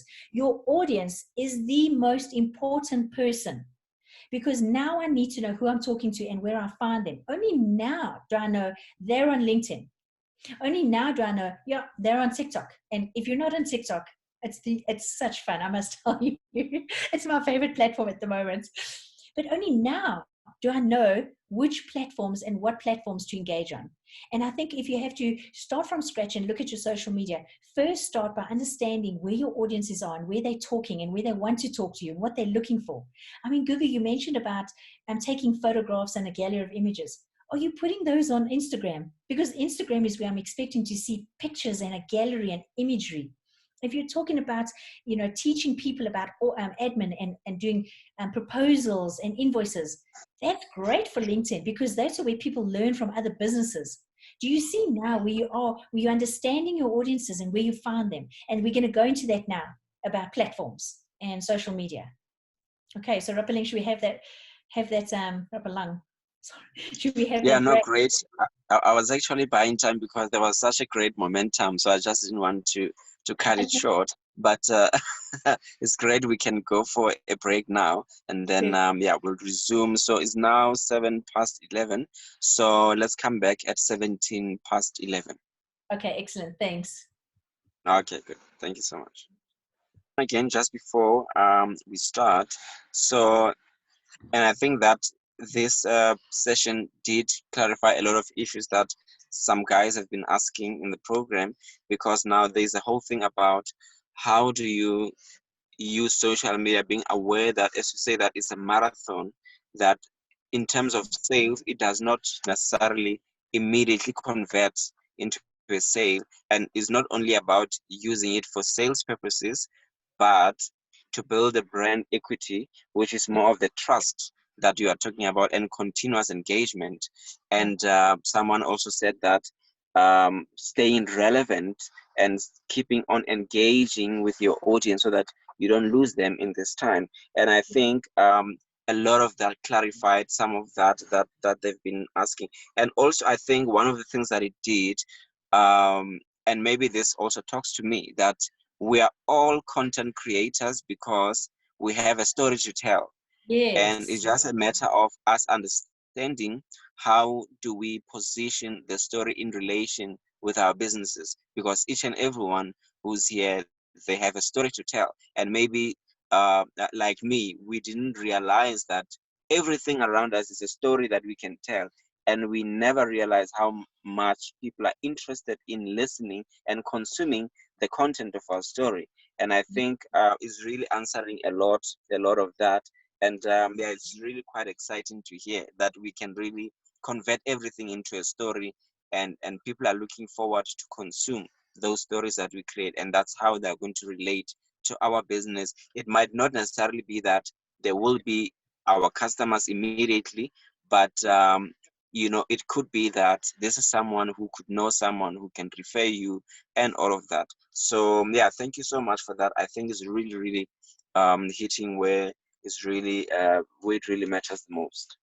Okay, perfect. I'm glad, because you're right. We all storytellers, and we don't realize it, but we've all got something to share. Okay, excellent. Sure. Okay, are we ready to carry on? Good. Thank you. So we can carry on. Okay, so the next part is we're now moving on to the social media platforms. And I know that for a lot of people, this is, you know social media and you know the platforms. I don't need to explain what Facebook is and what Instagram, but we do need to realize that Facebook and Instagram and TikTok and YouTube, these are all businesses in their own way, and they are out to make money. They are out to be the biggest, best. They are out to get eyeballs. They are out to get our attention. And remember, I started that very, very first video about attention.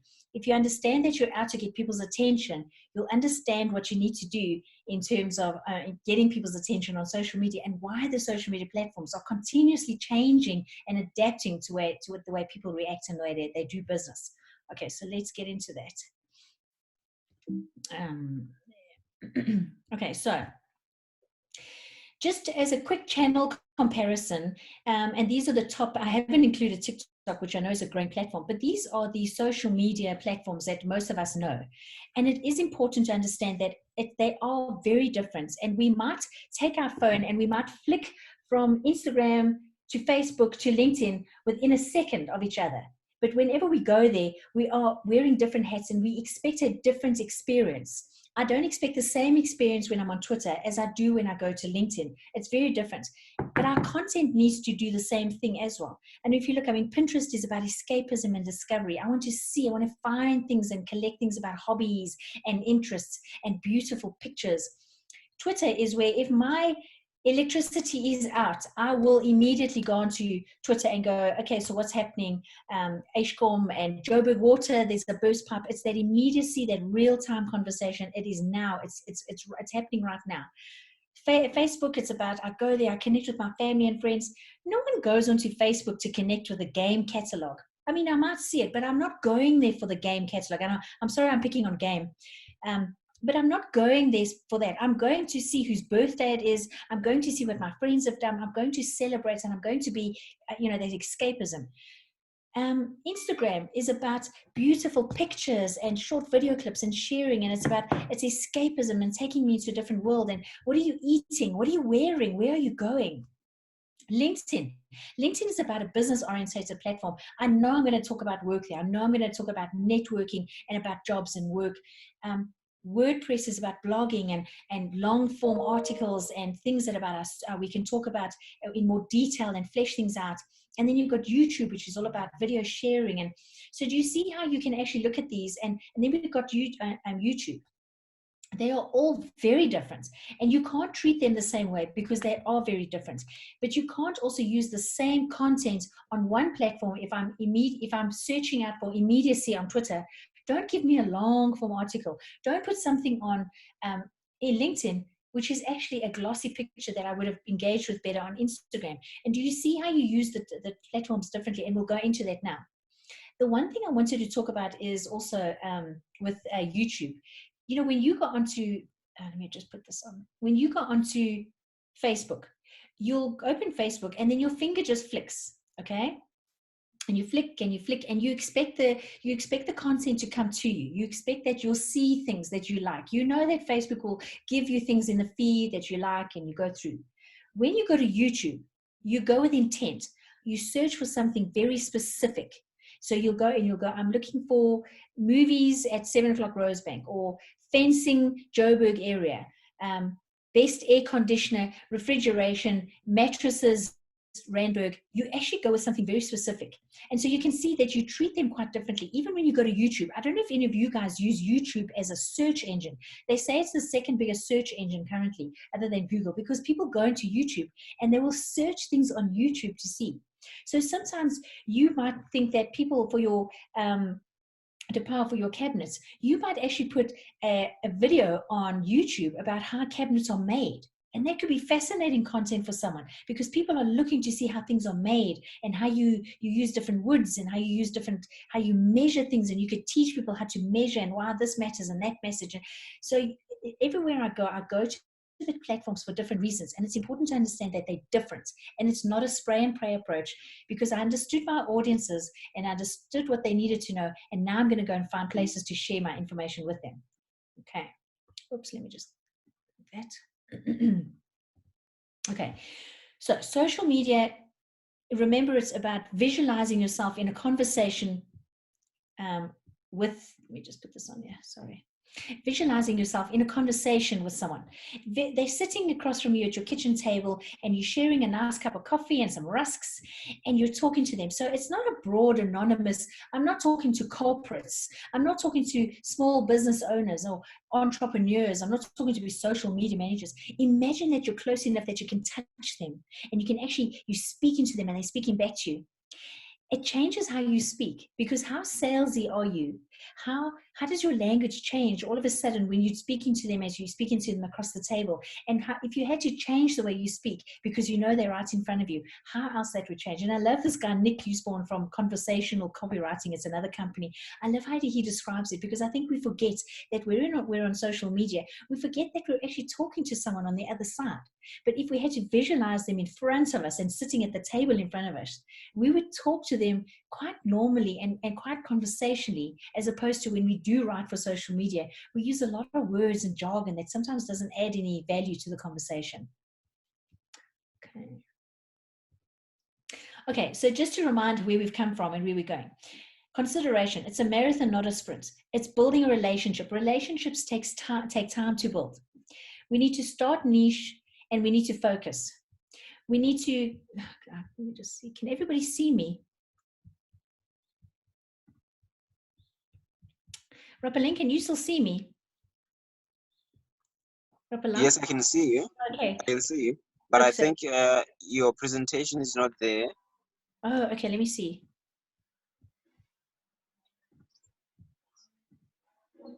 Okay, is it sharing now? Oh, there we go. Yeah, we can see the presentation now. Okay. Okay, let me go back to this slide. Okay, so did you see this slide? No, you had not. Yeah, that one is cool. Okay, so this is about, it's not one size fits all. They're all different. There I can see, because I kind of thought I'd lost you. Okay, there we go. Thanks guys. We can see. Perfect. Thank you. Right. So you've got to consider that you're sitting across someone at a table, and you're making eye contact with them, and you're reaching out to them, and they're talking back to you, and you're building a relationship.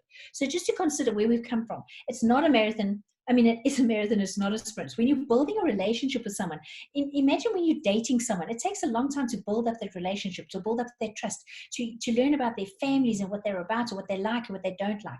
You have to start niched and focused. You can always grow bigger, but you need to start first attracting 10 people and talking to 10 people before you try to talk to 100. It takes time and effort. Don't look for likes on social media. A like is a vanity measure. The fact that I've liked your post doesn't mean I'm going to get business from you. It means I've scanned through, I've clicked like, and I've moved on. What you've got to look for is where people will save your stuff, where people will share your stuff, where people will comment. Because when people comment, they publish as their own. They share it with people and friends. They're saying, this is important to me, and I want you to see it. So you've got to create content that people do that. And be clear about what you want people to do with your content. A lot of time people forget to put a call to action. So you'll share pictures of something, and people look at it, but you haven't told them what to do. And those are little tricks that I'm going to show you now of how to actually get people to be clear about why you're doing things. I'm going to skip over this. This will be in the pack that I'll send through that you can download. And it is the do's and don'ts. You must listen, be visual, network, look at your results, look at your brand, everything you speak to, be relevant. And we can come back to that, but I want to get into the platforms. Don't spray and pray. Don't spam people. Don't overshare. It's noisy out there as it is. Oh yeah, it's noisy out there. Don't chase numbers. Don't try and be the biggest platform on Instagram because you think that matters. Don't, because it doesn't make sense, you know? Okay. Instagram. I'm going to start with Instagram, and I don't know how many people, can I see a show of hands? How many people are on Instagram? Okay. Okay, cool. Okay, awesome. Okay, great. So Instagram is owned by Facebook, and Facebook is putting a lot of money into Instagram. Currently, they're putting most of their budget into Instagram, okay? And their strategy is what they call time well spent. And Instagram strategy is time well spent. So when I open the Instagram platform, Facebook is saying that it must be time well spent. So whatever I see must be well worth my time. I must sit and spend hours on Instagram. I must look through, I must scroll, I must watch the videos, I must engage with people. And it's about time well spent. But if you know, and if that's what Instagram strategy is, you need to create content that will, what we call stop the scroll. And when I say stop the scroll, you know, when you're on social and you're on it like this is the scroll. And how do I stop that? How do I stop the scroll? Stopping the scroll is how do I grab someone's attention? How do I make posts that are shareable, that makes time, that I comment, that I speak back, that I save, that I share? Because anything that means that people want to hold on to my content and save and comment and share is a trigger for the algorithm that this is good content. And it means that if I've got good content that people are spending time sharing, it means it'll show it to more people. Again, time well spent. If my content is worth spending time on, Instagram will show it to more people because I've stopped people. I've stopped them from scrolling. I've stopped them from going to another platform. I've actually stopped them and kept them on. As Facebook and Instagram want you to keep people on the platform. So your content needs to be, what content can I share that keeps people on Instagram, that keeps people looking, that keeps people engaging with my content? And that's what you got to keep and remember. It's not just putting a picture and moving on. It's the copy. It's how you talk about it. It's your picture. It's time well spent. Okay.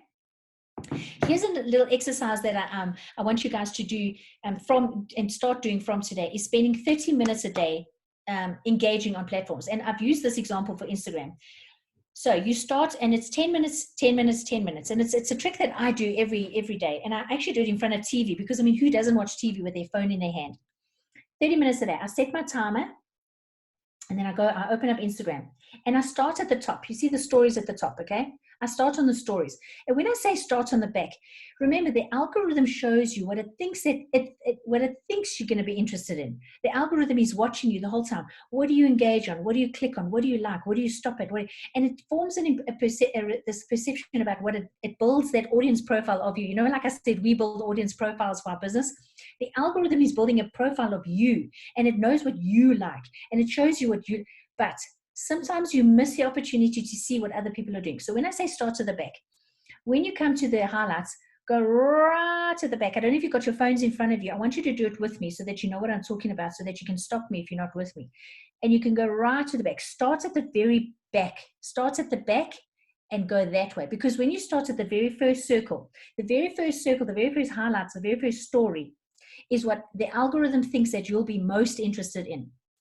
And sometimes you lose the opportunity to speak to clients that are sitting at the back of the pile. So train yourselves to start at the back and move your way that way. What's it? Swipe right instead of left, if you know what I mean. Okay, so do 10 minutes and start on the stories. If you want to speak to customers and your clients, Instagram gives you a direct line into people's engagement. Because if you see something and you follow something and you're watching someone's story, like I'm watching this girl, her story, and she's got a dog. If I comment on her post, it's a direct message into her feed, into her. It's the strongest form of engagement that you can get on Instagram, because I'm speaking to someone immediately. I actually saw that Jayshree had shared something, and I'm going to show you what I mean. Jayshree. Okay, so Jayshree shared something on her Instagram story. So she shared on her thing, she was on Google. If I comment, I can say send a message. Okay, so I'm sending a message. This is wonderful. This is a great tip for you as a business owner. Watch what I do. Instead of actually sending a message, I send her a message, but I record it. I can send a GIF, or I can record it, and I can actually send her a voice message. And what it does is that you're straight into your there.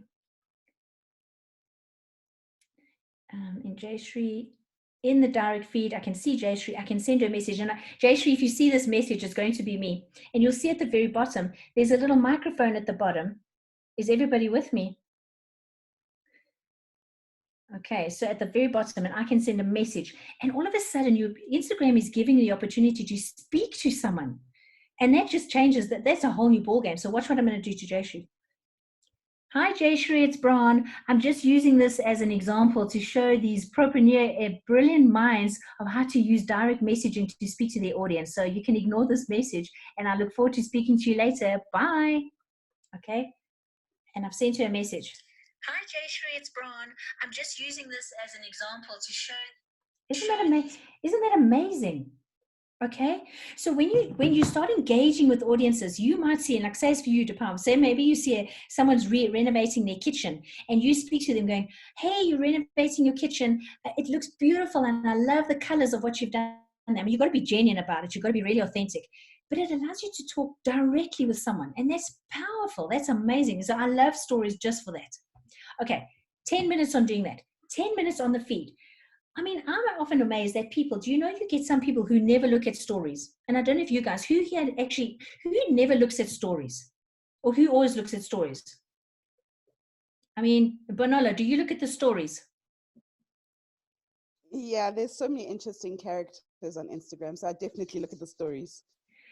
And Deepa, do you look at stories? Who else? I mean, who's looking at stories and who's looking at grid? What's your favorite? Both. Okay, you look at both. Sometimes look at stories. I mean, and sometimes I think we don't realize is that we think our audiences are us. So we think that they act and they engage like we do. Some people never look at stories. They just don't. They don't know what those circles are. It's video. It takes time. They're not sure that they're not on Instagram for stories. They're on Instagram for the feed. And this is the feed when you go down on the feed. And I think it's important to know that when you're doing your content, you need to understand that some people will watch a little video clip of you, but some people are looking at your feed. And you've got to have content that engages both, because you can't miss the opportunity to speak to someone on stories and know that they're coming to your feed. Okay, so you've done your 10 minutes on stories, then you come to your feed. And when you're looking at someone's feed, don't just give a like. A like, I always call a like a lazy engagement. A like, oh, you like my stuff. I always go in and someone's shared a cup of coffee here. I'll go and who's a hello Kitty, great start to the day. I'm also having a great start. I'm doing a fantastic speak to people, social media, and you've got to fine tune. And it takes quite a bit of practice. And the more you do, the more it will come naturally. But practice engaging with people, because that's how you're building relationships. Because people will look at you going, hey, who's this? And they will come to your profile. And they will come to your profile to see who you are. And that's your sales. When they come to your profile, and I'm going to show you now how we build a great profile. When they come to your profile, they're going to see who you are. If you go to my profile, if you're on social media and you go to my profile, on Instagram, you'll see there, it says there, Bronwyn, social media coach, so you know who I am, teaching entrepreneurs how to increase their social media visibility and be better content creations. Okay, you can see now, I've told people who I am, what you can expect to see when you follow me. I've also given you something. DM me to book a consultation, and I've given the Zoom link to the webinar I'm doing with Jayshree this afternoon. Do you see how much you can build into a profile? And I'm going to teach you guys how to do that. Oh, then before that, before we move on to that, you can see the last 10 minutes is engaging on hashtags. Now, when you go onto any social media, you don't only have to follow people. You can follow hashtags. And when you're on Instagram, go and search for hashtags of your industry. So if I have to search about cabinets or cabinets, you can search cabinets, kitchen cabinets, kitchen cabinet painting, cabinetry, cabinet hardware, cabinet custom cabinets, cabinet shop cabinet. You can search for hashtags in your own industry to see what other people are doing. And it's great for ideas for content. It's great to watch competitors. It's great to kind of see and engage with your own industry to learn for yourself as a business owner. Okay, so I mean, in all your industries, I mean, you can look at construction and air conditioning, cabinetry, what else is there? I mean, Bonola, I mean, you look at real estate. Oh, real estate, oh my gosh, I follow a whole lot of real estate agents in America. I mean, these women rock it. But you can follow other industries and look at about the whole sales and leasing. I mean, if we put in the word, I mean, you can do it with me if you're on your phone. Put in the word real estate. Hashtag, and you look under tags. Real estate. Are you doing it with me, guys? When you look at tags, there's 36 million posts on real estate, but then there's real estate agent, real estate investing, real estate life. If I come onto real estate life and I look onto recents and I can see what other people are doing. So it's a great idea to spend 10 minutes looking at your hashtags and doing a search to find topics, things to explore, ideas, copying what other people are. I say copying, but you know, that someone might share a video in the Philippines on cabinetry. You can share a video with your South African audiences. But you see, if you spend 30 minutes a day and try to get into the habit, 30 minutes a day, 10 minutes on stories, because you can directly engage with someone, 10 minutes on the feed to kind of see what people are filling their photo albums with, and then 10 minutes on hashtags. And this helps you look at the hashtags, see what hashtags you need to use, see what hashtags are looking for, and find new people. Okay. Any questions on that? Bronwyn?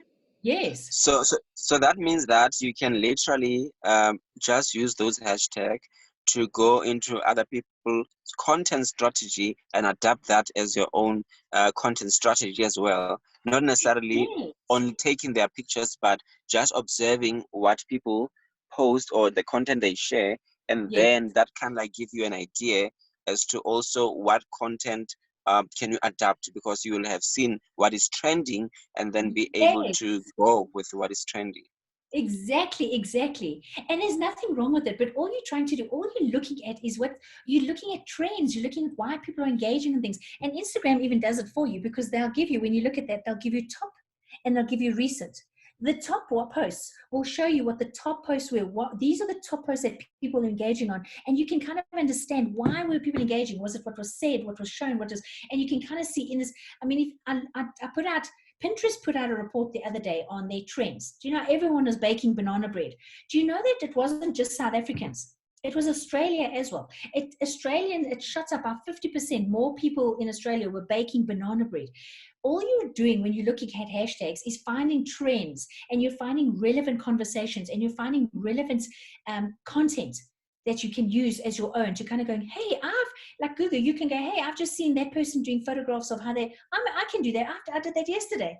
And you share it as your own, but it's your story. Remember, the topic and the message and the content is about something, but nobody's got your story. Nobody's got your story. Nobody's got your photograph, and nobody's got the way you do things. And that's what the difference is that, and someone will come in and they'll look at that. But when you say it and you share it from your point and your perspective, it's that know, like, trust factor. They get to know you, they get to like what you share, and then they trust you. But hashtag searching and research on hashtag is very important.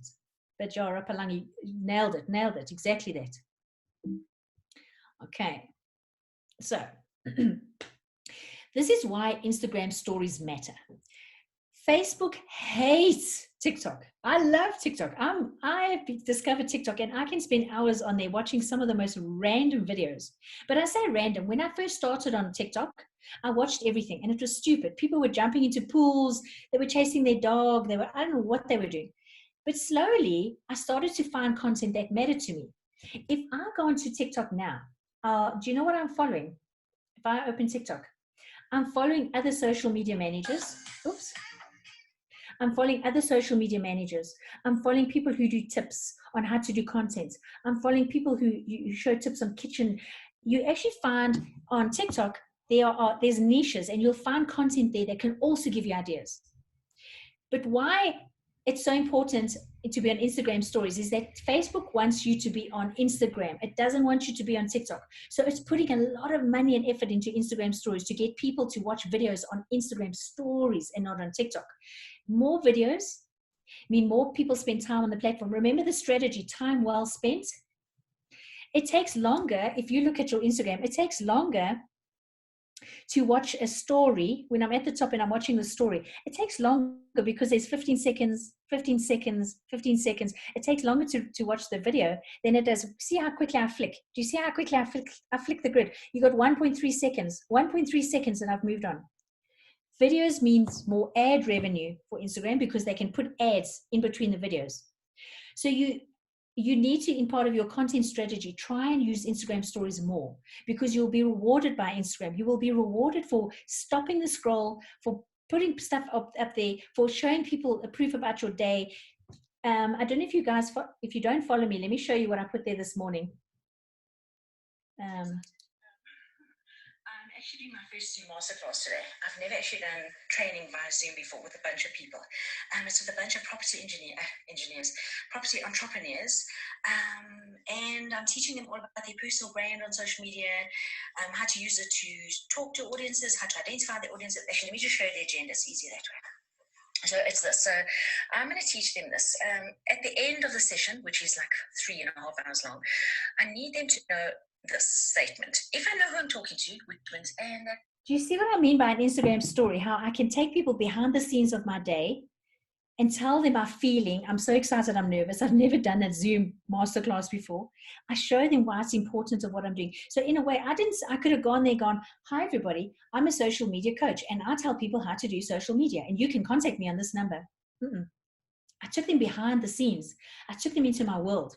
I showed them and I said, I'm doing a Zoom masterclass. Now they know that I do training and I know how to do, and this is my first, and I've shown a bit of vulnerability. I've shown them a bit of emotion going, I'm so nervous because I've never done a Zoom masterclass before and I was nervous. Jayshi will tell you that like 10 minutes, remember 10 minutes before the session started, my computer hung and I had to reboot. And that reboot took forever, but it's the emotion behind it. It's the story. And then I go on and I share it with people going, this is what I'm going to teach people. And I give them a little bit insight into my world, and I give them a bit of their contents. And I can see that people have, and I've had people respond to me. And you see on my direct messages, I've had someone who told me here, she said, this is very cool. I can use this in a lot of context. Boom, I have access to her. I can now reply to her going, and I'll do that. Hi, Stace, thanks for the feedback. Oh, I'm glad you can use it. Yeah, let me chat if you want to know more. That's your sale. Okay? Did you see how just the fact that I've shared content that she can use and I've added value to her means that she responds to me, she talks back to me, and I have direct access to her, and I can say, right, I'll phone you tomorrow and tell you more. Okay? Do you understand can you see now how you use content and how you use behind the scenes, and people will talk? Because if I sold what I did, people wouldn't really get it, but I'm giving you something into my day. And the behind the scenes, you can't believe people love behind the scenes, and they love to see what you've got. What are you working on, and who are your clients, and how did you make that, and what are you doing? And it's social proof. It's always social proof of what you're doing. Okay. I do know that lady that I did. She's not a random cold person. I don't speak like that to just anyone. I do like, hey, see you tomorrow. She is. I do know that super Stacey. She works for discovery, and so talking to her, I've already built relationships. But you can see how you build relationships makes it easier for people to talk to you. Okay, so your bio. Okay, so I want to spend a little bit of time looking at your biogram, because this is your calling card. This is the business card of 2020 is your bio, okay? And I need you guys to build your bio that sells your business and sells your company. Okay, so these are the things you need to know when you're building your bio. Your profile pic, be clear, let it be you, make it eye-catching. I need to see your face. I need to see that you exist. Your category, you can see there that I put there entrepreneur, because I am. There's that profile name. It's like what you do. If you make cabinets, if you're a salesman, if you sell houses, if you're a photographer, what is it you do? Then there's a description. Use action words. Make people know that when people go dog lover, runner, housewife, it doesn't really help people tell me what they get. You know, you've described yourself, Ron, but you haven't told me what I get from you. So you've got to always make it your audience. Your audience lands on your page and goes, what is it? What's in it for me? And so I've said there, I help new entrepreneurs be visible on social media and create remarkable organic content themselves. And there's free tips in my highlights. And if you follow me on Instagram, I do tips every day. I give value. I give tips, how to do this, how to do that, Instagram tips. And you can use your highlights to showcase your products. You can highlight, your highlights could be kitchen cabinets, bathroom cabinets, cupboards, or whatever it is. I'm exposing myself that I don't know your industry, apologies. But you can start showing people what your products are just in those highlights. Location, make people know where you are. Have a call to action, have a hook. Don't put your website there. Because if I see your website, I know you're going to take me to your website. Give me something that gives me something of a hook. And it could be something you put on your website to go 5 ways to save money with your aircon. 3 things you didn't think about when choosing cupboards, or stuff like that. Like, give them something. Because it is your mini website. It is what people see when they come to. It's their hook. And it shows that you are worth following and you've got something to give. Let me just get to that screen. It's also, Instagram comes with 3 different profiles. The normal personal profile, a creator profile, and a business profile. Make sure that you've changed yours and you've switched your Instagram profile to a business profile, because it also gives you the ability to do, at the bottom there, can you see at the bottom there at view insights? You can see insights, and you can promote and run campaigns on your website, but you can't do that on a personal profile. So make sure when you're looking at your Instagram profile, you switch it to, and anyone can. You can be a normal person. You can just be you, like Bronwyn Wheel, Joe Soap, nobody. Instagram doesn't have rules about what profile you choose. You can choose any profile, but go and make sure you're on the business profile. My battery's dying. Make sure you got the business profile, because you need to see insights. You need to see what content is working, what content isn't working, who's looking at your stuff. You've got to look at your audience insights, because your audience insights, remember, is one of your listening tools, and your listening tool helps you create better content and understands what they engage with. Always include a geolocation, because if I'm on Instagram, I can go and search for Douglasdale, and this is, I stay in Douglasdale, so I can even go and, people might be searching for things in their area. So I might go and search for Douglasdale. Okay, and I search, and the little tab at the bottom at the back says places. When I'm doing a search and I search for Douglasdale, I come up with Douglasdale, Gauteng, and I can see there all the recent posts for my area. So make sure you're using a geolocation. Make sure that you've got switched to a business account. Don't chase followers. Please don't chase followers, because I'll tell you this. Last year, the Instagram algorithm changed 4 times in like 2 months. It was like social media managers couldn't keep up. We were like, what is going on? They changed it again and again. And they took away, Instagram took away likes, because they said it's a vanity measure and it doesn't matter about how many people like your content, because you're not making business. And so in America, you don't see likes. We still see likes and you can see how many people like your post, but in some countries you don't. The algorithm is triggered when someone stops to talk to you. The algorithm is triggered when someone saves your content, and the algorithm is triggered when someone shares your content. It is not triggered when someone likes your content or you have, or the amount of followers you have. It's about engagement, because time well spent, remember the strategy, time well spent means that I'm engaging with you.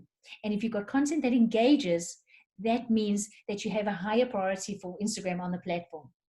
And it's a good idea sometimes to clean up, get rid of the bots, get rid of the things that people that don't engage with you.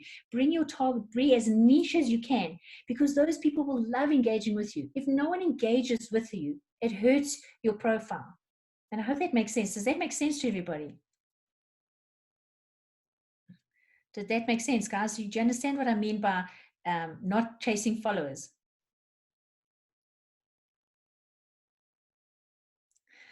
Okay. Okay.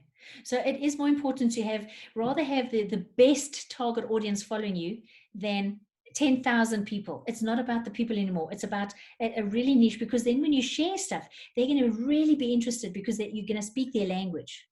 Okay, great. So Bronwyn, what do you think about the strategy of using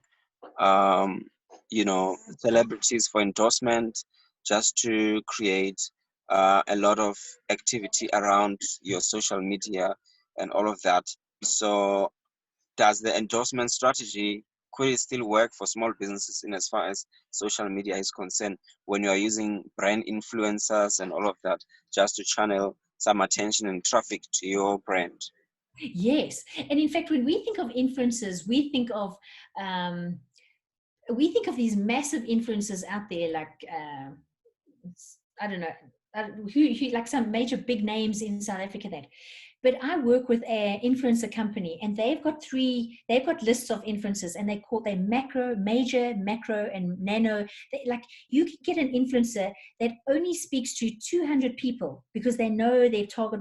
And again, we start with audience. If you know your audiences so well, you know exactly how to brief and how to find influencers, and you'll know how to find them. Sometimes you need reach. Sometimes you need your brand out there, and you need reach, and you need just your name out there. It doesn't matter. You just want to be known. Then you'll go for a big macro, like a major influencer.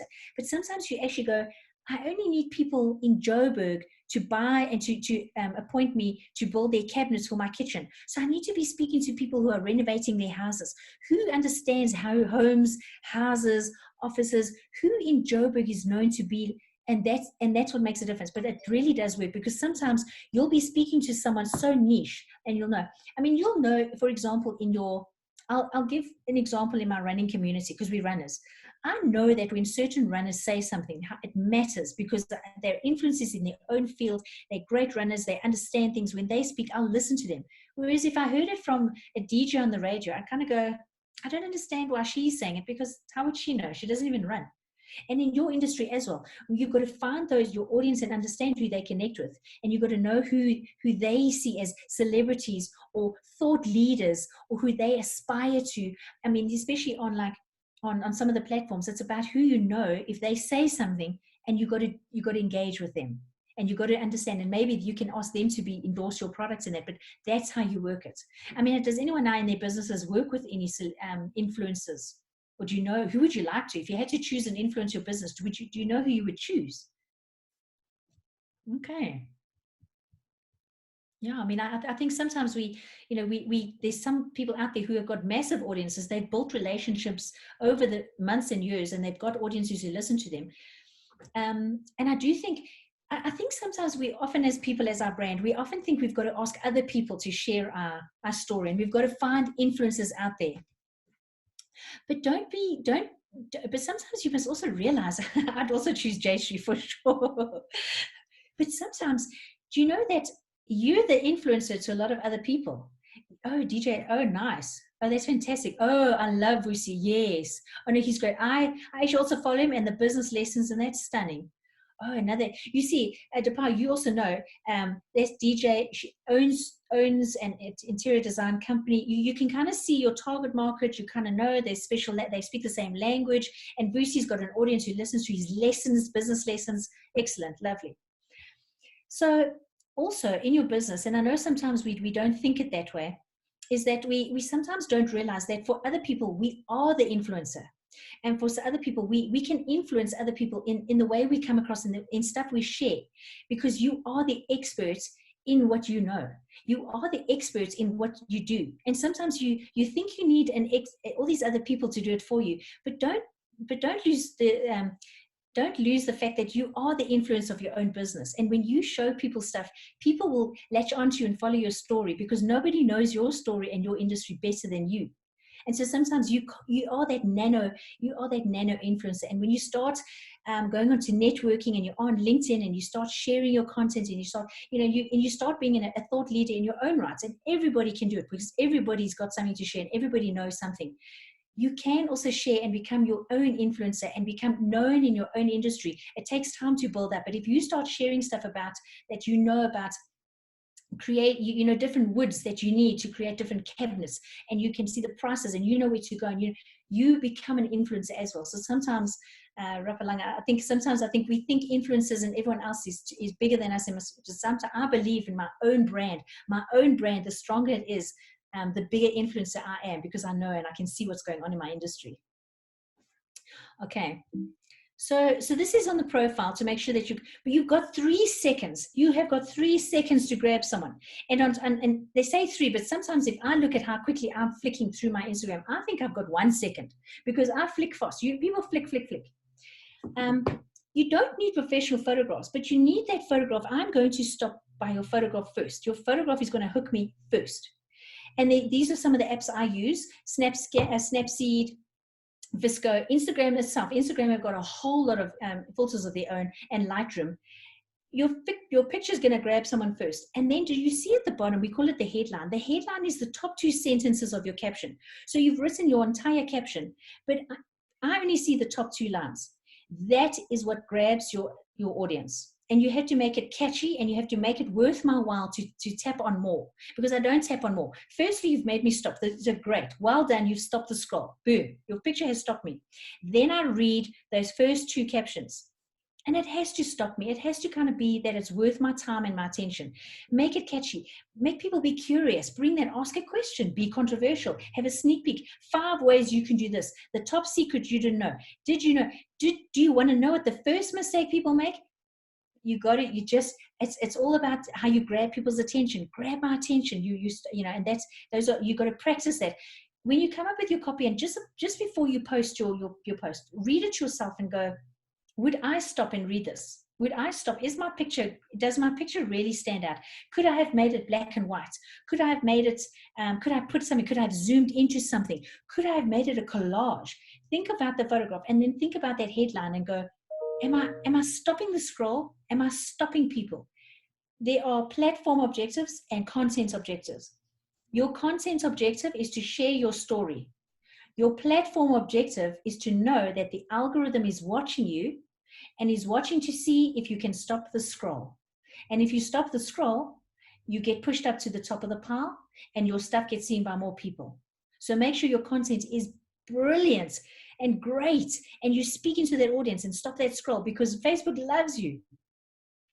Okay, always include a call to action in your copy. Always, even if it's use an emoji to tell me you love this, or download my free Instagram bio, save this post. Whoa, if someone saves your post, does everybody know how to save? Does anyone ever save Instagram posts? I'm going to show, show of hands, who actually ever saves anything? Or do you just scroll past? Okay, because, saving is such a, okay, Benola, yes. Okay. Okay, so when you save something, let me quickly show you a save, because a save, if you can get someone to save your content, the algorithm loves you, because what you're saying is, I like this post so much that I don't want to lose it, and I want to keep it forever. Do you see? The algorithm thinks this is good content, okay? So when you're on a post, and here's a picture, I follow a woman on a farm and she's got cows, don't ask. And she's got the little save is that little button on the side. Can you see with my fingers? That is a save. And if I save that, she's not probably, if I save that, see, it says saved, and I can save it to a collection, and you'll see my save collection. If it comes up, I'll say save collection. You can save collections. I've got collections, recipes, social media, clients, to-do lists, running, competitors, clothing. You can save little albums of things to keep, and especially in your business. Sometimes you want to save things and ideas because you can't remember all the ideas all the time, but you can save stuff. But when you as a business owner are sharing content, think of things that you want to save. And maybe you say it's these are the top 10 things you need to think of if you're going to build a cabinet, the 5 things you need to think of. And then you say to people, save this post. Tell people what you want them to do. People won't do it unless you've got to guide people, and don't be afraid to say it. Say, like I've done, save this post so you can reference it regularly. Save this, go back to this. Make people save your content. It's brilliant if you do that. Oh, you say, but even a screenshot. You know that a screenshot is also good.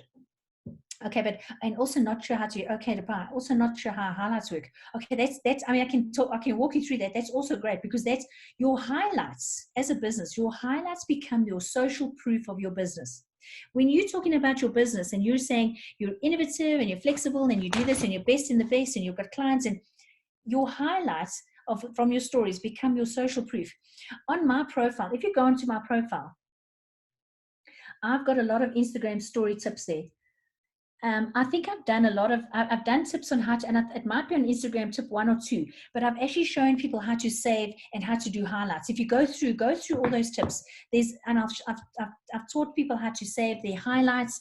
I've taught you how to do filters. I've taught a whole lot of things there. Go through it, and if you don't see the answer and you don't know how, send me a message. Dad, drop me a DM. And you see I'm going to get you in my feed. Drop me a DM and I'll walk you through it. But when you get people to save your content, when you get people to share your content, when you get people to comment, it's a trigger. And it's a trigger for the algorithm to say that you've got something worth stopping for. Okay, here, have a hashtag strategy. And a hashtag strategy is like a whole 3-hour workshop in its own. But it is about going, your hashtag strategy must tell people what they see in the post. It must tell them what they can, because the hashtag, the algorithm looks and sees, I see in that post a phone. Whoops, I can see this one. The hashtag goes, I can see in that picture there's a phone, there's plant life, there's a picture, there's a feed. So you've got to explain what's in this. I've got their phone, iPhone, self-promotion, business-minded, but I'm also talking about what I'm talking about. Personal brand, Instagram bio, social media coach, and I talk about who I am. Your hashtag strategy needs to be quite defined. Did you guys know that there are banned hashtags on Instagram? Did you know, for example, the hashtag Valentine's Day is banned? So if you use that hashtag, your profile stands the chance of being shadow banned by Instagram. It means that your profile gets shut down and they don't tell you. And you'll have all your stuff sharing and you'll never know. You need to have a hashtag strategy, and you need to be doing your research on your hashtags because there are so many hashtags. I'll give you an example. I want people to know about my business, and I took a photograph from my study, and I showed a picture of my business and my picture of my office. And I was like, I'm a businesswoman, and there's my office, and I described what was in my post. And I used the hashtag desk because I'm showing my desk. This is my desk. And all of a sudden, I wasn't getting likes. and I wasn't getting engagement, and my profile started to really take strain, and I was like, nobody's seen my stuff, and I don't know what I've done wrong. I had used a banned hashtag, and Instagram had shadow banned my account. It means they had closed my account to new followers, and they weren't showing my content. A hashtag strategy in your business is very important. It is important because you need to be found, but it's important because you need to know what the algorithm is looking for and the triggers. Okay. And then always talk back. Please remember to talk back to people. If people have stopped, if you've stopped their scroll and they've stopped and they've said, hey, amazing insight, thanks, and they've given me like a fisty pump, don't give it a like. Thanks, it definitely makes sense. If you speak to me, envisage them across that kitchen table and speak back to people. And when you're doing your 10 minutes, remember 10 minutes on the feed, 10 minutes on the story, and 10 minutes on the hashtag. 10 minutes, go to people's feed and engage with them, talk to them, going, I love what you shared, and I really think that's great. You baked banana bread. I love banana bread. I mean, you're not being false, but just talk to people. I love your kitchen. I love what you've done there. I actually love, it's hot. Oh, it's hot. I know. Oh, this resonates. Talk to people. Talk to people, because people will talk. The more you talk, it's a trigger for the algorithm. Talk back. It's not just about broadcast. Okay. Let's move on to Facebook. Okay, so Facebook is about bringing the world together and making connections. Instagram, time well spent. Time well spent. Facebook, bringing the world together and making connections. But Facebook's strategy changed in 2018. And this is what Mark Zuckerberg put out in the press. And I want to focus on where he says our focus has changed and it's about time well spent. You see, they use the words all the time. They want people to come onto the social media platforms and enjoy the platforms. They don't want to see the game catalog all the time. We built Facebook to help people stay connected, to bring us closer together, to people that matter to us, our family and friends. But lately, we've been seeing that video and other content has exploded, and the balance of the news feed is off. And he goes on to see about they're making changes. We've started to make changes in this direction last year. It'll make months for us to change, but the news feed, as we roll this out, sorry, I'm jumping around here. And he says, as we roll this out, you'll see less public content like posts from businesses, brands, and media. And the public content you'll see now is going to be more about interactions between people. There are tight-knit communities around TV shows, around sports events. We've seen people bond about videos, and it's about conversations. So what that means for us as brands and businesses is that our content is not going to be shown as much to people as we would want it to, because Facebook has gone, over the years, we've seen that people want to see families and friends posts, and all we've been shown is businesses. And people go, I don't go onto there to learn about, banks. So what happened is that the reach started to drop because they wouldn't show brands a lot, and business pages. You'll find on your business page now, your reach is between 2 and 4%. It's quite low. But here's where the trick comes in, because Facebook has told us what you need to do. Okay. And it says here, it says priorities given to posts from family and friends over public content. And public content is meaning we have businesses, and when we post from our business page, that's public content. Priorities given to posts that inspire back and forth discussion. Priorities given to posts that spark conversation and meaningful interaction between people. Priorities given to people who choose to share and react organically. And organically means I don't pay for my post to be seen. It means people share it because they want to. Priorities given to posts where people are seeking advice. They're asking for recommendation, and videos that prompt discussion. And so I'm asking you guys, are you posting content that does this? Have you responded to this? Are you posting stuff that gets seen?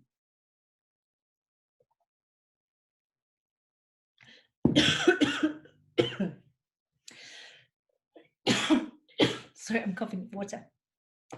So our strategy needs to change when we're dealing on social media, on Facebook and especially, let me just get this, is that we need to start sharing stuff that family and friends want to see, that inspire conversation, that people choose to share. And this is for me the important part. Where people choose to share your content, it means you've shared something that resonates with them. If you understand your audience, and you understand their pain points, and you understand the content that they want to see, they will engage. So you need to understand my audience. If I'm looking for the best cabinet in the world, and you share the best top 10 cabinets in the world. Sorry, I only use your example to, I mean, I'm only using some of your businesses, but I mean, if you have to look at other people's businesses about real estate and about pizza, I mean, you got HVAC and refrigeration. Sorry. If you start sharing information about what people want to see, they will choose to share it and engage with you. But the minute you share about sales, products, I mean, there is a fine balance of what you should be sharing. But can you see now on what Facebook is showing your post to and what they're wanting you to share? I know a lot of people get desperate and then they do things like this. They ask people to share their posts. Please like my post. The Facebook algorithm is stopping people from seeing my stuff. Like my post, share my post. You enter competitions and the competition goes, tag your friends and share this post for an entry into this competition. It's against Facebook policy. It's against the Facebook rules. And you can get your Facebook page shut down if you do that. And Facebook tells us you're not allowed to use vote baiting. You're not allowed to ask people to engage with you. You're not allowed to ask people to like your page. If you say like this, love this, you're not allowed to. You're not allowed to say share this and then you'll get more entries into a competition. You're not allowed to. It's called engagement bait. And what happens is that Facebook penalizes you and your content gets be seen by less and less people. It hurts you in the long run. So I would recommend you don't do that. Don't use all these little tactics. Be quite clear. Make sure you're creating great content that people want to engage with. Make sure you understand your audience and create content that they want to see. Don't beg people to see your content. Be really clever because Facebook is watching us. They are watching us. LinkedIn. LinkedIn has become my favorite platform, obviously because I know my audience are there, but LinkedIn has changed their strategy in the last couple of years. They're owned by Microsoft.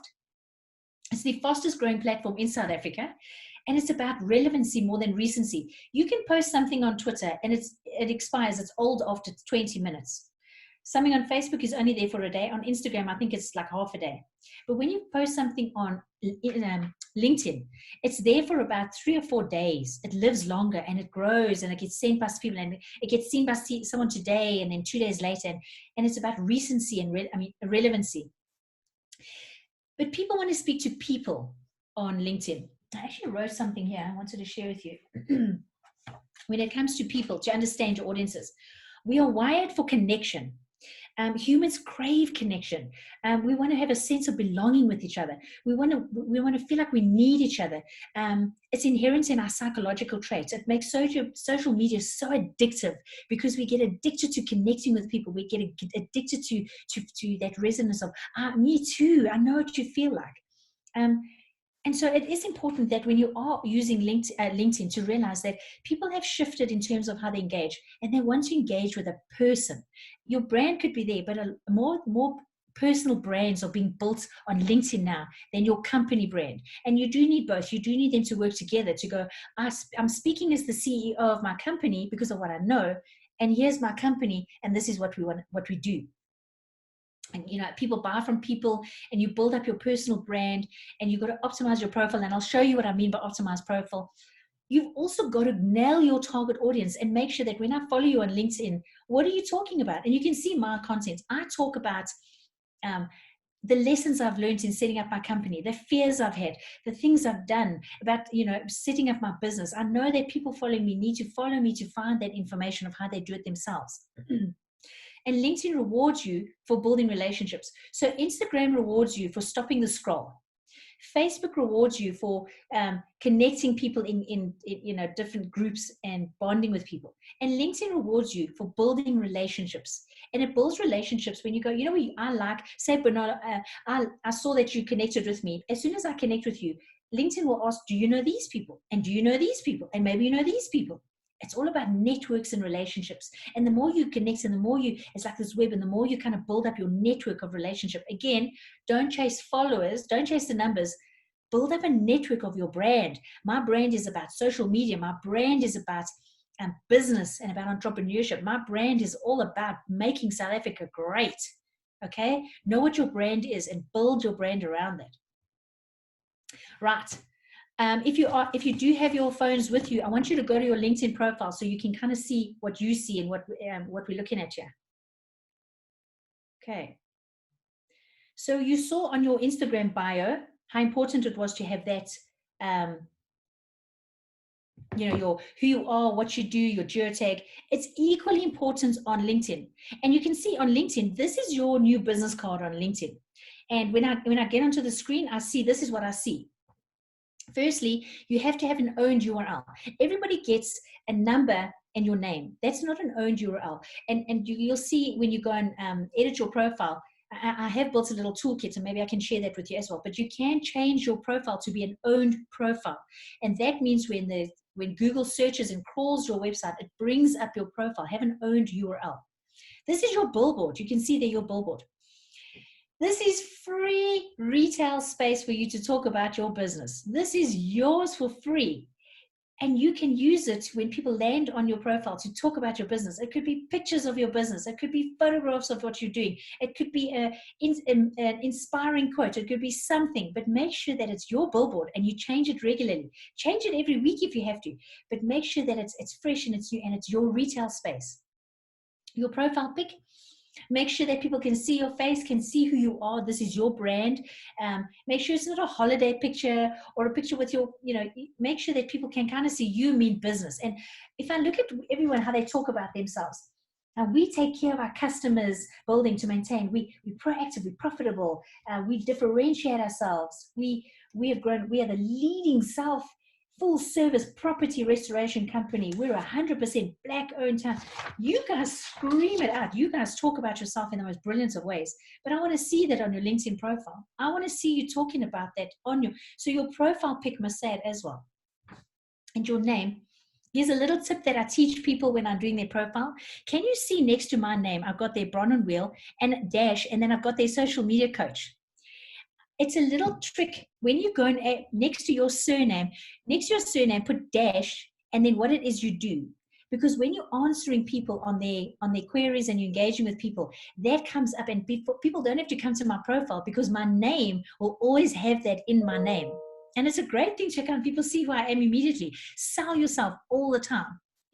This is my help statement.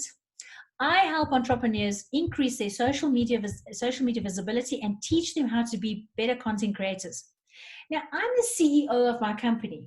I am a businesswoman and entrepreneur, and I built my social media company after being in corporate. But that did nothing. If someone lands on my profile and I'm talking about myself, they don't know what's in it for them. They don't know what I can do for them. And remember, if I'm connecting with people, I want to know immediately, can I connect with this person?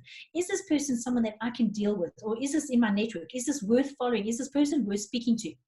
So that little help statement, if you've gone, I used to have social collaborator at Standard Bank, and a lot of people go, business development product owner. I mean, I don't know what that means. But yes, that's your title, it's your role. And I mean, Jayashree of all people, if you follow her and you'll know what is her top lesson and message she is screaming from the rooftops is that your role does not define you anymore. So I don't know why people use that to put their role. Sales manager, Standard Bank. Business development, call center agent. That's your role. That's not who you are. That's not the value you give in life. You'll help someone. So I encourage you to change that, to kind of go, what is it you're giving people? And it could be, you know, the power you could be, and a lot of that is about like you help people with you're a leader in construction management and make sure that clients are happy. Tell people what you give them. There's your keywords of how you want to be found. And you can see my keywords: business consulting, brand consulting, marketing. Make sure you are found. So when people search for you, make sure that, and how do you want to be found? Do you want to be found when people, and there again, you know your audience. When your audience is searching on LinkedIn, what are the words they're using to find you? Are they using CEO? Are they using entrepreneur? Or are they using cabinet, woodwork, business, small business? What are they using to find you? It's never about you. It really is never about you. And I know we say social and it's your profile, but your profile is always about your audience. It is always your brochure. Okay, and then you get to the about section, and there you can say, how can you help me? What is your value? And here's my story, and I'll, in my story, and I'll read it to you. I mean, I don't know what you guys have got in your story about who you are, but it's about what it means for me. And my story is, I left my job in corporate. Remember, I want people to do business with me. I need to speak their language. So my about section, and you can only really see the first 3 lines. So it's got to hook people. Remember, you've got to hook people. I left my job in corporate after 20 years with a strong desire to give back, to add value, especially with the incredible amounts of knowledge I'd gained. I want to help small businesses and entrepreneurs deliver, and businesses deliver in their social media goals. I encourage them to be authentic, to share their stories, to connect. I'm curious, I listen. I want to give others a voice to make South Africa great. Do you see how attractive it is more to do business with me? I could have said social media businesswoman, content strategist, entrepreneur. Those words fall empty with someone. If you've got and you're a small business owner, you're passionate about your business, and you really, and if you're speaking to that corporate person, I mean, Sophia, so you were talking about how do you talk to that corporate person, that person in corporate. They're still a human. They still want to hear that you can make them look good in their business. They still want to hear what you can do for them. So take some time out to build your profile on LinkedIn and build a great one, and start selling yourself and what you do, but sell it what your audience want to see. Also on LinkedIn, be relatable, use and show emotion. LinkedIn strategy has changed so much that it is about people connecting with people. It's about lessons learned, storytelling, how people overcame fear, and teaching people. It's how I teach other people in businesses how to do things. It stops me in my tracks, and it's thought-provoking, and it's open-ended questions. And I'll remind you again, remember we looked at this post of mine where I was talking about that I posted that went a bit viral, and that people, the one that Jayshree said that she connected to. This was the most vulnerable of myself, putting it out there, the most vulnerable I could have been, to say, hey, this was me. This was a life shock moment when I looked at myself in those pictures, and I looked at my face and I went, I'm so unhappy in that picture. And I wanted to share it. And you got to look in your business. And a lot of the times in your business, you could have stuff where you've overcome failure, where you've got lessons learned, where a business deal has fallen flat, where you've succeeded, where you failed. People love stories. Can you guys, I mean, if your LinkedIn profile now, what is the kind of stuff you guys are sharing on your LinkedIn at the moment? You want to share with me? I mean, what are you sharing at the moment? Does anyone want to kind of give an idea of what they're sharing? Not much. Yeah. You're a stalker though, you're there. We need to get you sharing, because I think you guys have got some great stories. I mean, Peter, I haven't heard from you today, Peter. Share with me. I mean, I see you've got refrigeration and air conditioning units, 100% black-owned, township-based, offering services as contractors in the community. I mean, what are the stories? What are the kind of stuff that you can share? I mean, you must have some great stories, lessons learned.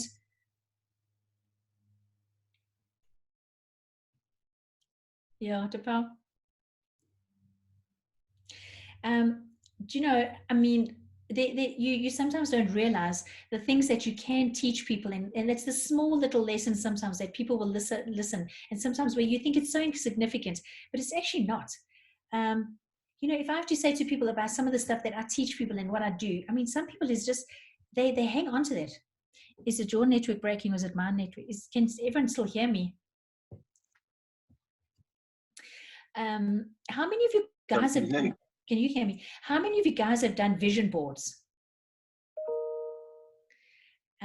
One of the first things I did when I left Standard Bank is I did a vision board. So I knew kind of, well, I didn't at that stage, knew who I was focused to. I'm going to turn my screen so you can see my office. Can you see that yellow? Can you see this yellow thing up on my wall here? Can you all see it? It's my vision board. And I had to envisage my business, and I had to envisage what I was going to do and the value I added to people.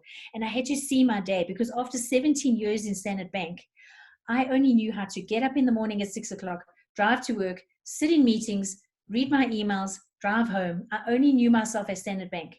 And it took me so long to actually go, well, who am I as this business owner? And a lot of the time when I deal with clients, do you know that that's the one thing that they ask for help on, is that they need to build their brand as to who am I? Who is this person? And sometimes in the LinkedIn moments, a lot of the stuff I share on LinkedIn is about how I found myself as a business owner, how I found my confidence, how I found my abilities to do things. And I think in all of your businesses, you have got so many lessons you can teach people, lessons of how you started, lessons of how you failed, lessons of how you succeeded, how you overcame things, how you hired staff, how you left staff, how you dealt with everybody has dealt with a client who they think is a nightmare client. There's so much you can share. And I think the minute you start looking at the things you can share and engage with, you become real to people. And so think of those things that you can share on LinkedIn. And another one, the consistency of your posting on all the social media posts, on all the social media platforms. You need to be consistent. You need to be daily. You need to be encouraging conversation.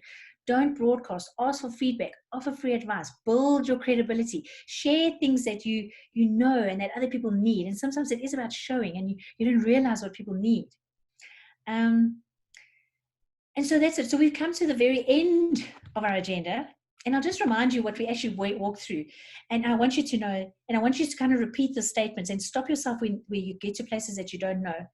Because you kind of have to say, if I know who I'm talking to, and I understand their pain points and what they need from me, it means I know what content to create. And I know where to find them on what platforms and share my content. And so that they talk back to me and we build a relationship. And ultimately, that relationship brings in sales. So does that make sense, guys? I think we've covered a lot, and I know it's a lot to take in. But I think we can spend a couple of minutes. Let's just chat. What do you guys think? Where do you think? I don't know if you want to put your mics on and unmute yourselves and kind of just chat and kind of go, what stood out for you, and where do you think you're going to start first? What do you need to change first?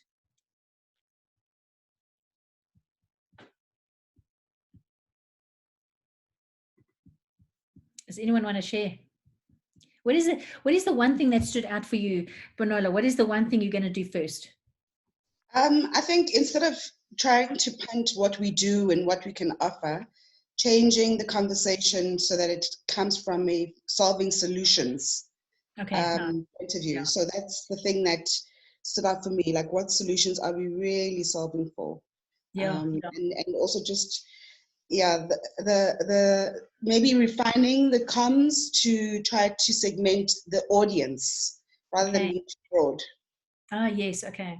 So just, giving a little bit more thought on that. So that's the two takeaways for me. Nice.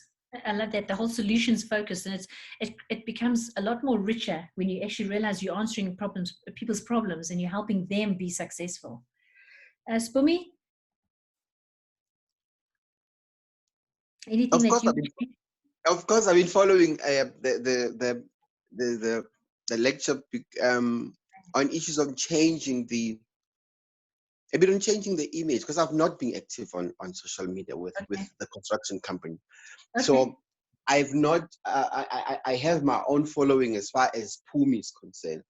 Okay. But the business itself is not really active on social media. I think I did discuss this with Jason, that this must then help me to how do I take my personality and merge it with the business itself, and find our own space as a construction company within the social media environment. Yeah. So I'm just receiving and writing, and Yes. Yeah. Can I give you some advice from what I did? Because content creation, social media shouldn't add to your day. I mean, you guys, we're all busy. We're busy business owners. We're busy entrepreneurs here. To make time now to still do social media, and we're busy already, and we've got kids and we've got lives, and it shouldn't be. It should be part of your day. It should be as part of. So what I did is, I started to, because I was creating content for Instagram and for LinkedIn and for Facebook, and I actually realized that it's too much. And you know that I closed my company Instagram profile down, and I kind of went, people want to talk to me. And even on LinkedIn, if you go, and I'm guilty, I'm just like you, I'm guilty. When I go into LinkedIn, my company LinkedIn profile isn't as great. I don't often spend time there, because I think people want to spend time with me, and they want to hear about me. And if I'm comfortable to use my personal profiles to talk about my life and my business, it's one place to share info. Look, Twitter, I know Twitter, I just talk about stupid stuff. I mean, I was complaining about cleaning my snackwidget this morning. I mean, you got to be comfortable of where, but sometimes it's not about more, it's about quality. Sometimes you can still talk about your company and profile your brand and your company brand as you. Because word of mouth is the strongest thing ever, and maybe it's an option, but it shouldn't be a drain. It shouldn't really not be a drain. I hear you. No, I understand. Honestly, I do. I think what also stood out with what you said, that people don't buy what you do; they actually probably buy why you're doing it. I think that's also. That's when we talk to personality of a person, personality of a business itself. No, there's a lot of things that I'm getting, which really are happening. As I said, I'm going to start making moves because I've not, honestly. I'm gonna start here. And I always thought somebody must do that. I always thought somebody has to do the social media space for us. And I thought probably as the business starts muscling up, we'll be having somebody who will just put, but this really gives us an idea, gives us a knowledge and know-how exactly on what to do. Great. Who else would like to share? What else stood out? Sofiso? Is there anything that stood out for you that you're going to be remembering? Oh yes, Bronwyn, there is quite a lot. In fact, we just merely begun using social media platforms as part of getting our business out there. So I think there is quite a lot that we still need to do. Right. We're still in grade 1 basically. So, but yeah, there was quite a lot of information that we got and that we will use definitely. Okay, excellent, nice. And you just got to start. You just got to get out there and start. And I mean, I think a lot of people are so scared of social. I had a business contact me last week, and they're so terrified of social because they said, what if people are horrible to the brand, and what if we get attacked, and what if people go, unfortunately with social media, if you're not on there, they will attack your brand anyway. It doesn't mean that because you're not online that you're safe.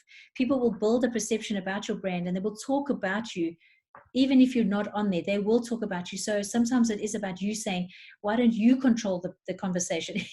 Like Black Twitter, it's real. It's violent. It's out there. But Twitter, so if on LinkedIn and Facebook and groups, if you control the brand than other people controlling your brand and your reputation, if you can. But it's the world we are in. So I remember now, if you guys want to write these two, and I don't know, maybe you are in these groups, there are two very big Facebook groups. The one is called I Know a Guy. And I don't know if you guys know it. It's called I Know a Guy. I Know a Guy. Okay. And the other one is called The Resource. And these are two massive Facebook groups, and what people go on there to do is kind of sell their services and offer their services. And like on I Know a Guy, people will come on there going, guys, I need to replace my pool fence, can anyone help me? And then you can go, hey, it's me, I know someone. And someone go, hey, I need someone to help me, I'm looking for this and I'm looking for that. And all it is like a huge, and this is perfect for Facebook strategy. They want people to connect and to talk and to bond and to refer people, and it's been I Know a Guy, and it's all about communities. And so, and even on the resource is like people going, hey, do you know anyone who does this? And do you know anyone who does this? And so you start getting your name out there, and you can do a lot of the work where people are looking for work and looking for people with expertise. And it allows you to go, hey, we've got a special this month, we're doing this, we're doing that. Anyone want to know? So, getting onto those two groups might be a great start for you guys. Not a great start, maybe you're on there already, but these are, if you understand how Facebook strategy is about, it's not about your page, it's about your connections and your conversations. Get into groups and talk to people and share stuff with people. And then, people will share funny stuff. Sometimes people will share, oh, did you see what my aunt did? She was so funny. She went to the site and they share it with their friends. And a lot of my business, funny enough, came through referrals and word of mouth. and you don't realize how people are watching your every move and watching your business grow and watching how you do things. And a lot of people are they want you to succeed and they will share your info, but you've got to give them something to share. Who else would like to share? Muddy? Is it Muddy?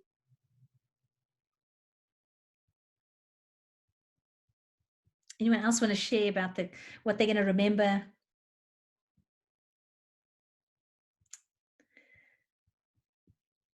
Nothing.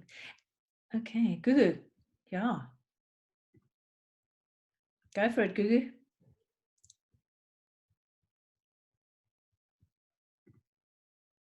Are you talking, Gugu? Do you want to share something with us?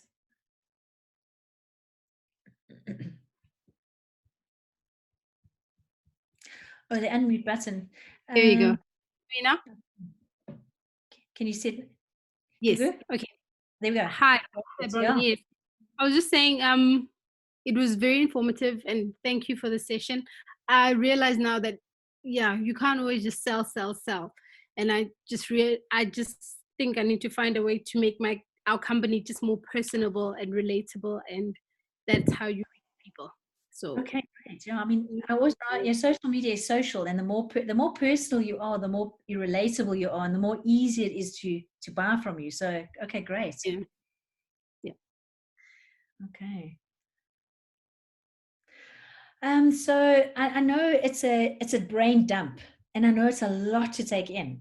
And I mean, I try to go through, and a lot of the stuff, I've got a coaching program. I spend weeks with people trying to get them to their practical work. And so I know there's a lot that we've gone through. But if there's anything that hangs on and that I want you to know is that, and it's actually my very last slide. Oh, that one. It's remember to have fun. And it's remember that social media shouldn't be a drain, and social media to be a place where you still enjoy it, and you should clean up your following and remove people that are toxic in your life, and remove people that are barriers, and remove and include people and bring people into your life and into your company that can add to that feeling. When I left Standard Bank, I was terrified. I had no confidence. I didn't know what I was doing. I had imposter syndrome. Like, you can't believe I had imposter syndrome. It was terrible. And I used to see people used to see my content on Instagram, and I could see they were ex-colleagues from Standard Bank, and I was so scared of how they used to judge me. And I signed up with a coach at the beginning of the year, a business coach, to help me, because I couldn't do this by myself. I needed a coach to help me. And she said to me, just block those people. Don't unfollow them. Get rid of them. And I'm so non-confrontational. I was like, I can't block people. So I'm not fighting with them. But she was wise in terms of saying, your business can't move forward because you're held back by thinking and worrying about what they say. And you're held back because you're so worried about them that you're not moving forward. And when I started to block those people and remove them out of my business, I flourished, because they were from the past. They were from Standard Bank times. And it wasn't a bad thing. It was just like to go, I have to move on. And these are the clients I'm working with now. These are the people I'm bringing into my life. These are the people on my social media. So you've got to look and kind of be clear at what is holding you back on social media, and what do you need to do to be confident in selling your business. Because when I read, when Jayshree sent me these things, and I read about how our sole objective is differentiation, and we're a black owner, we pride ourselves in delivering service on time, and we take care of our customers. The way you talk about yourselves on paper, I think on social media can explode. And I think there's so many stories that you can share. And I think it's just about understanding what's holding you back and dealing with that. And I've hoped I've kind of helped you. So I think that's me. Thanks, Jayshree. This was a lot of fun. I really enjoyed this. Thanks so much, Bronwyn. You were amazing. So I'm sure the individuals online really, really enjoyed having you. I know I enjoyed listening in and out. I had to go attend some other meetings as well. But yeah, over to you, Rapalang. All right, thank you so much, Bronwyn, for the information. Really great content indeed, and very practical as well. And I believe that the guys will be ready to go and implement, because it's all about actioning the information. Because I know that this time around, people are consuming and consuming and consuming a lot of stuff. But I think if we don't then action anything of that, then it's really not going to help us with anything. So, but I think this is the time that now the guys are at home, even though they're working on other things, but it's time for them to start implementing on these things and actioning some of all of these. And I believe that there's a lot of homework that we just gave them to go action on. And yeah, it will be great for them to start implementing and actioning on some of those items. So really, really appreciate the information, and the engagements were really exciting. And yeah, it seems like the guys are really, really excited. So no, fantastic. Yeah, to the guys as well, please do go into your growth wheel, because I spoke to Ryan, and Ryan told me that some of you have not started completing some of the tasks that are given there on growth wheel. So we'd really like you to start engaging on growth wheel. And then from my side, I really appreciate all your time, Bronwyn. and really excited about what the guys have gained and what really they're going to be doing after this. So thank you so much, guys, for the session. I think it was really, really valuable, and looking forward to see you prosper and do a lot of work and a lot of activities. And then yeah, so really, really, really thank you so much. And where we call it an end for today, and we will see you guys again next week. Thank you so much. Thank you, everyone. Thank you. Bye, everyone. Bye.